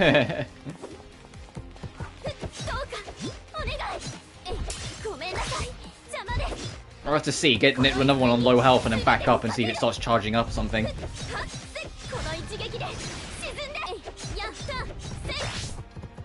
So if that's the case, it makes sense why their only real attack outside of it is just trying to get close to you. And doesn't even do much damage, if any.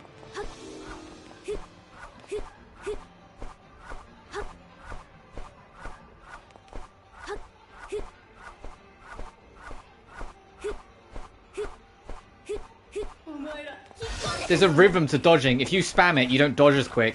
I only just noticed that. Also, for Montgomery burns. So that's at least something. You can dodge quicker by timing it.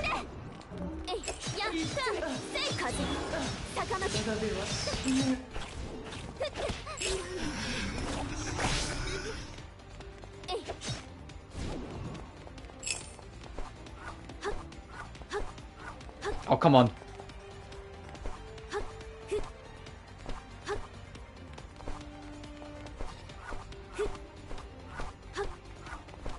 Oh, I keep on losing the timing. I'm going to try and practice that timing. There's no pause then between movements if you can get it to timing right.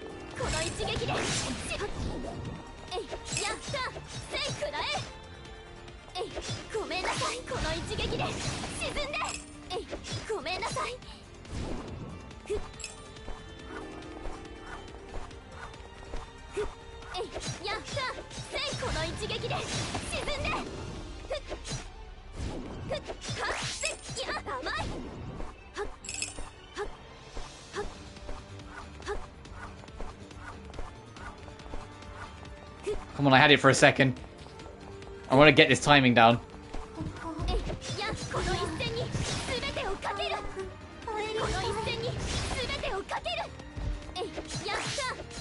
I wonder if we're going to get a Revenant version of Maguire.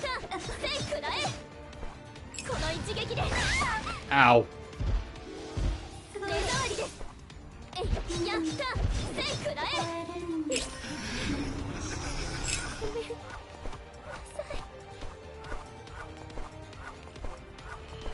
Oh, I had it at one point. I had the timing down and I've lost it. Damn it.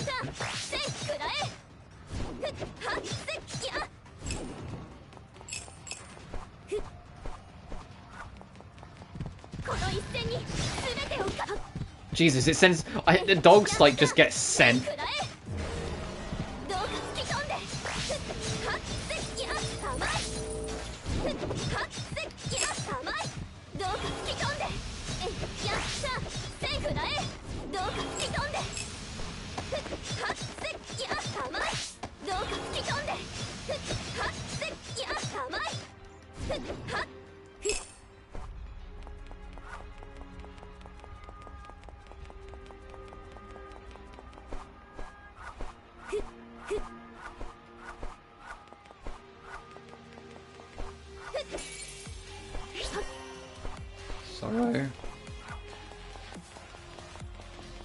God, this is a long-ass area. I just realised. I was like, man, this camera's actually super zoomed out. This is a long fucking stretch.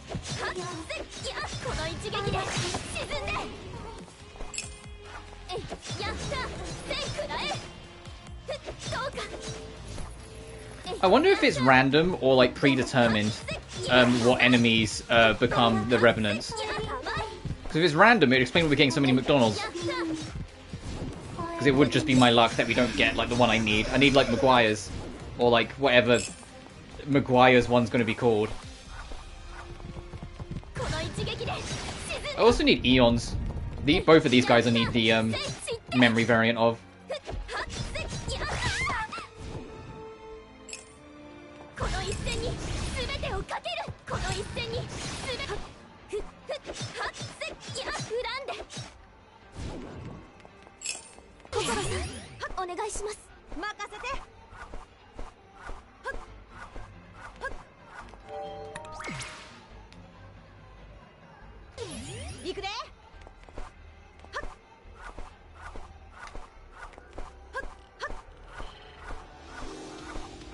There we are. I had it there.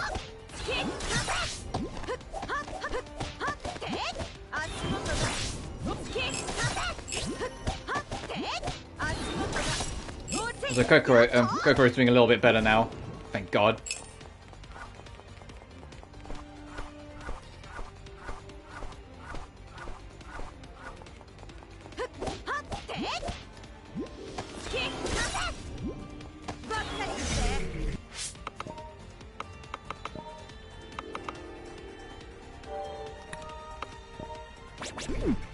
Hang on.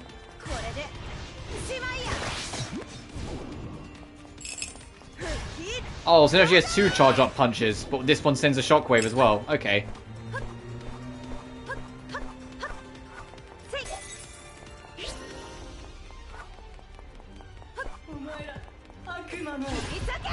Is this our last Montgomery? Or have we already on maxed out? I can't remember.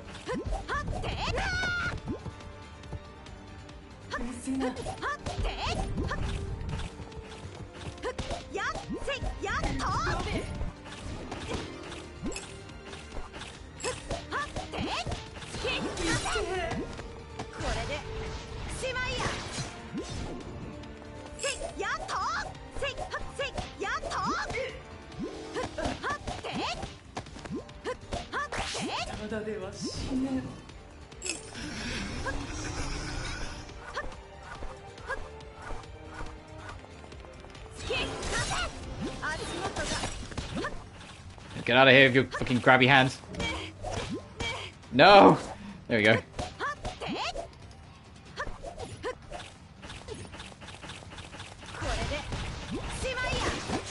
Get out of here. Can divide and conquer a little bit.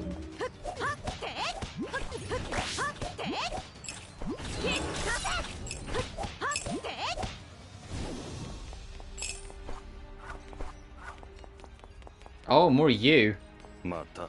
Again, make it ring the siren release. Don't get in my way, I will get out of this cage. I don't like this place, hurry open the gate. Signal, when is the next siren? I didn't make it, the cage closed.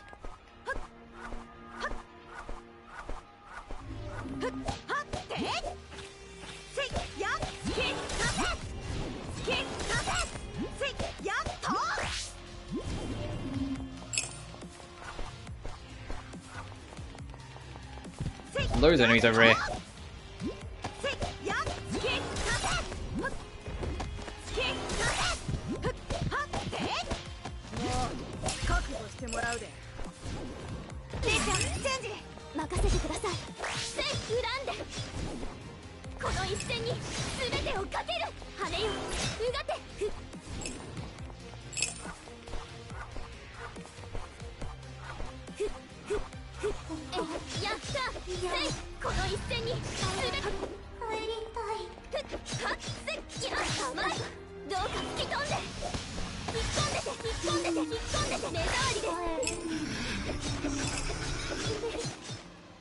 How many are we on? Okay, we've got 4 more slots.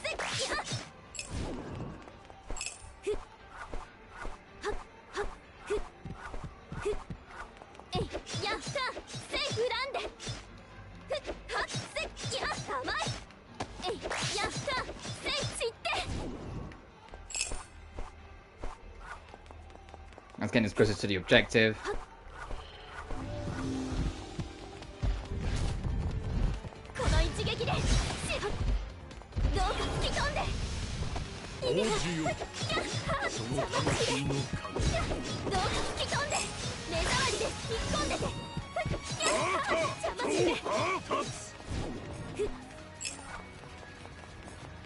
Go, go, go. Let's see if we can try and find someone before it goes.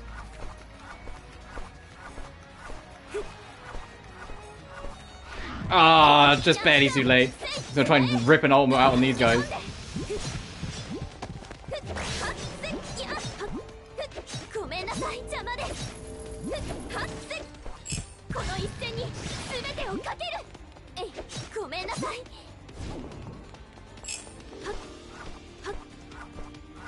And that's to leave.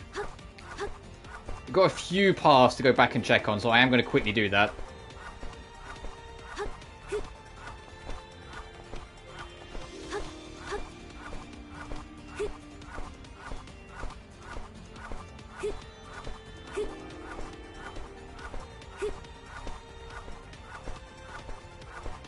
Aha! Recall Madness. Oh, that's an equipable. Bleed immunity. Sure.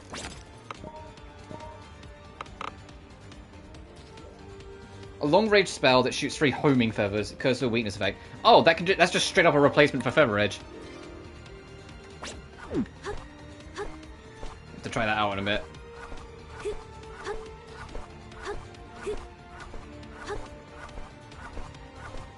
Oh, there's a whole other fucking thing over here, huh? Okay.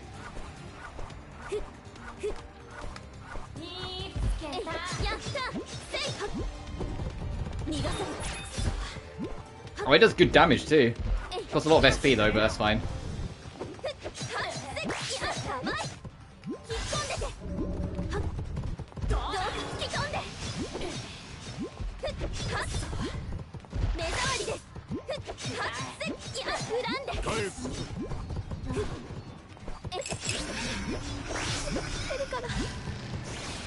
Not too far, whoops.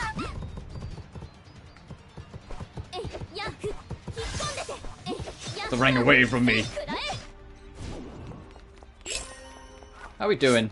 55,000. Yeah, we're gonna get that tree for 100,000, no trouble. In essence.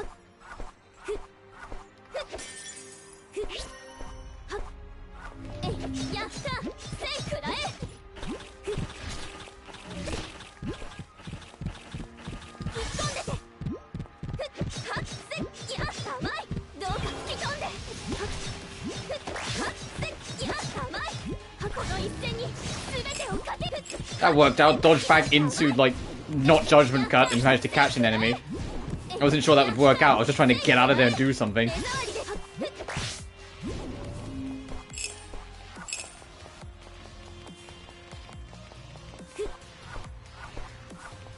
I am going to swap though whilst they do the run back. Let it regen a bit.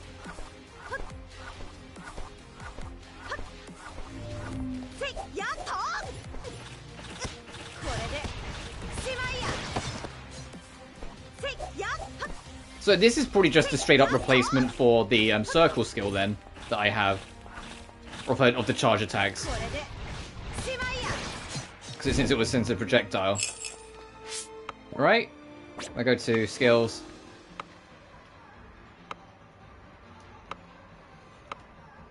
Oh. Yeah, flash strike, flash wave. So I'll just put that there then. And then we get an actual new force skill. So the upgrades are just like straight replacements then in that sense.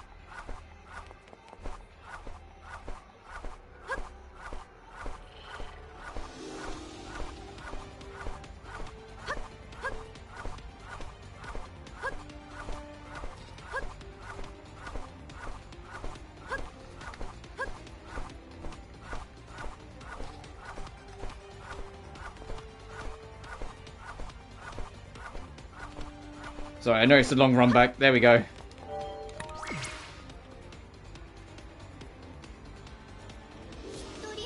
I can't find anybody. Even when I do, I get too close, they fly away. This isn't fun or exciting. Ah, someone play with me. Maybe I need to go deeper. This is no fun.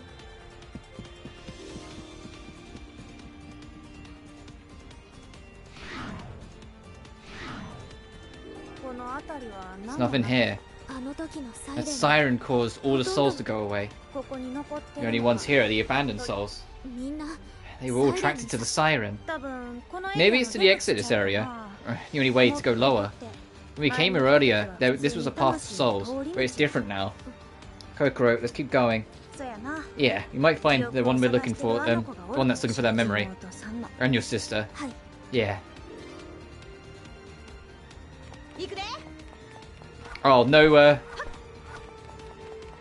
warps. This is the last floor then.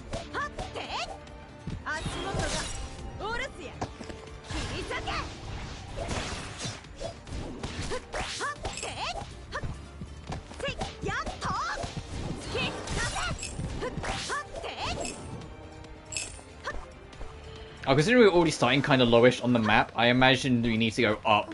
So I'll go down first.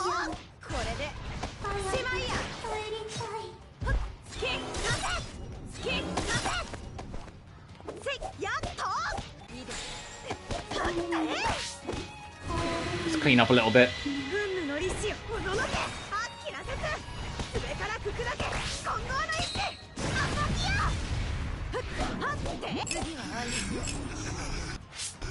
Jeez, we've got 8 of these bloody things now.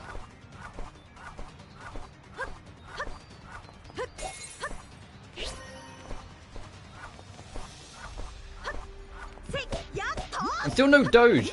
We need a dog. Soul.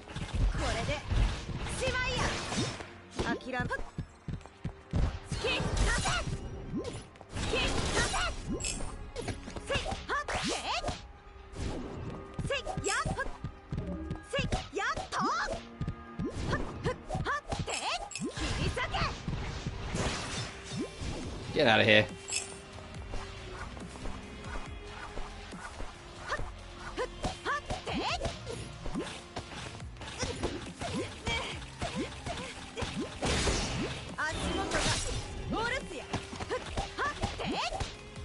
These enemies are annoying. They just combo you and you're just stuck with them. It's like, yeah, thanks. Yeah, fuck off. Get out of here.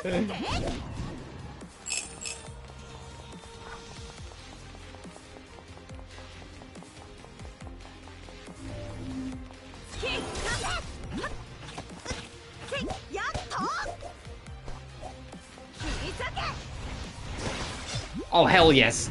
I'm so glad one of them moved into the way like that. That was perfect.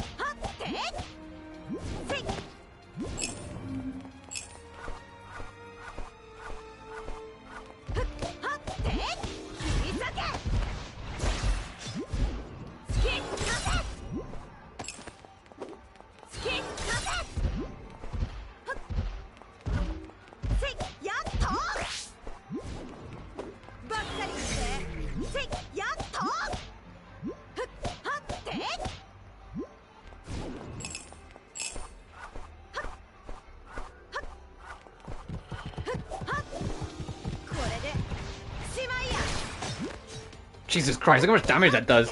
Alright, she's starting to come around. Now she's got the charged up version of the Super Punch. It's actually doing decent damage. I'm starting to see the appeal.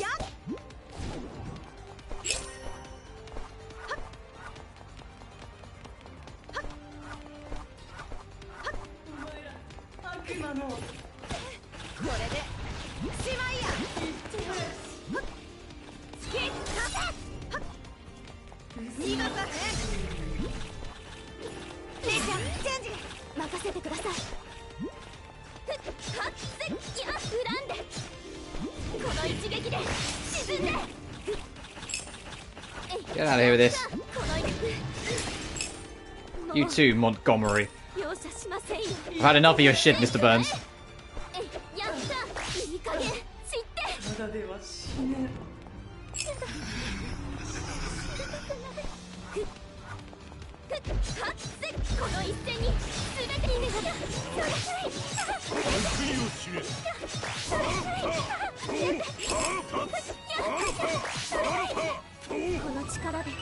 Hey, level 21, nice.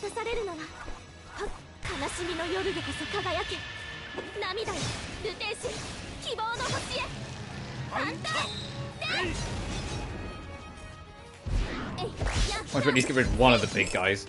どうか吹き飛んでどうか吹き飛んでこの一撃で沈んで I'm trying to be on the lookout for like the green books. Oh, I can just run into an event. Never mind.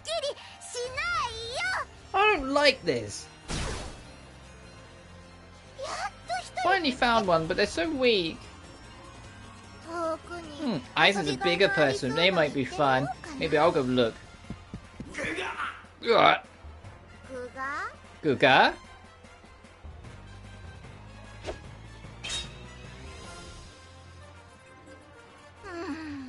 I don't understand what you're saying.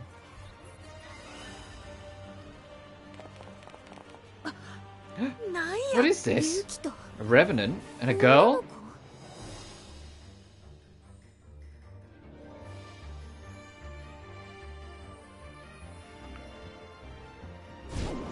Oh, it's dead. Huh? Girl? Talking about Nanana? Uh-huh. Ray, be careful. He has a halo. It's a humanoid revenant. Ray, your name is Ray? My master, don't let her looks deceive you. I know, this reminds me of when Nemesis first attacked me. I was being really hard. Finally found you! Someone who will play with Nanana! I'm not holding back against a revenant. I'll get her. Kokoro, it seems to be a trend. Wondering about you. You're gonna run? You with your tummy sticking out. Why are you trying to get in Nanana's way? Talking about me? Your stomach's showing too. Right now is the Nanana and Ray show. Off of the stage, outsider. Me? Outsider? Shoot, listen. Outsider won't allow any revenants to do as they want. I don't care what you think. Whenever there's revenants, I appear on stage. So boring. I thought this might be fun. Where are you going? I'm bored, so... I'm going to prepare a cute place that Ray will love. I'm not happy about this at all. Then Ray, let me tell you something. There's a big person deep in with a big open mouth, so don't get eaten. A big mouth? It's okay if you get gobbled up, tummy person. You're the one to talk. Have fun, see ya.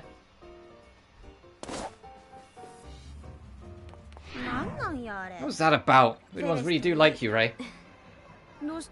What's wrong?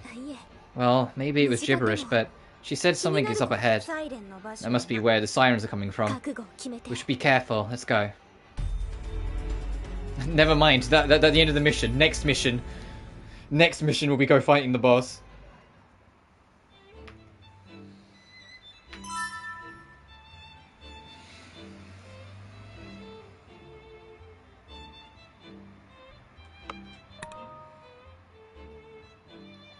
Regarding how inmate Kyosuke Tsumasu died in prison, the prisoners apologized and commented that they will reevaluate how they manage their inmates.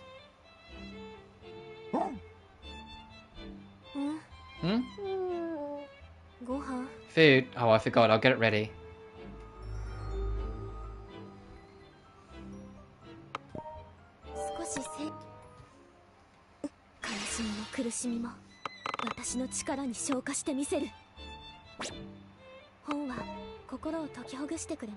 I only have a Mask of His Evidence 1.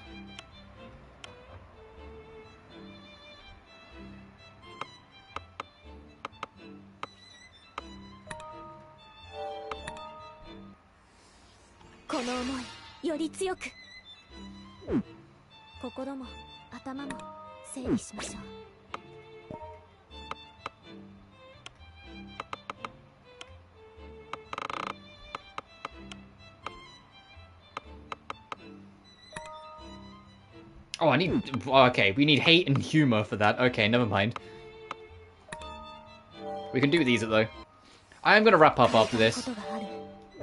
I need to get ready. A good 3-ish hours again.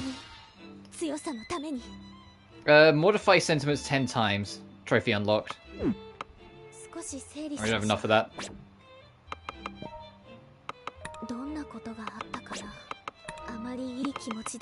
Oh, you did get lost in Montgomery. When soul collecting is done, either a part of a whole soul is taken in. If a soul is collected from the living, it may kill them. It's rare for souls to be destroyed in purgatory. It's better to absorb them, except for executors, they destroy souls. And we got Trickster, which I'm guessing is her, the Nanana's theme. We'll pet the dog one last time to end the stream on. Yeah. One step closer to the trophy.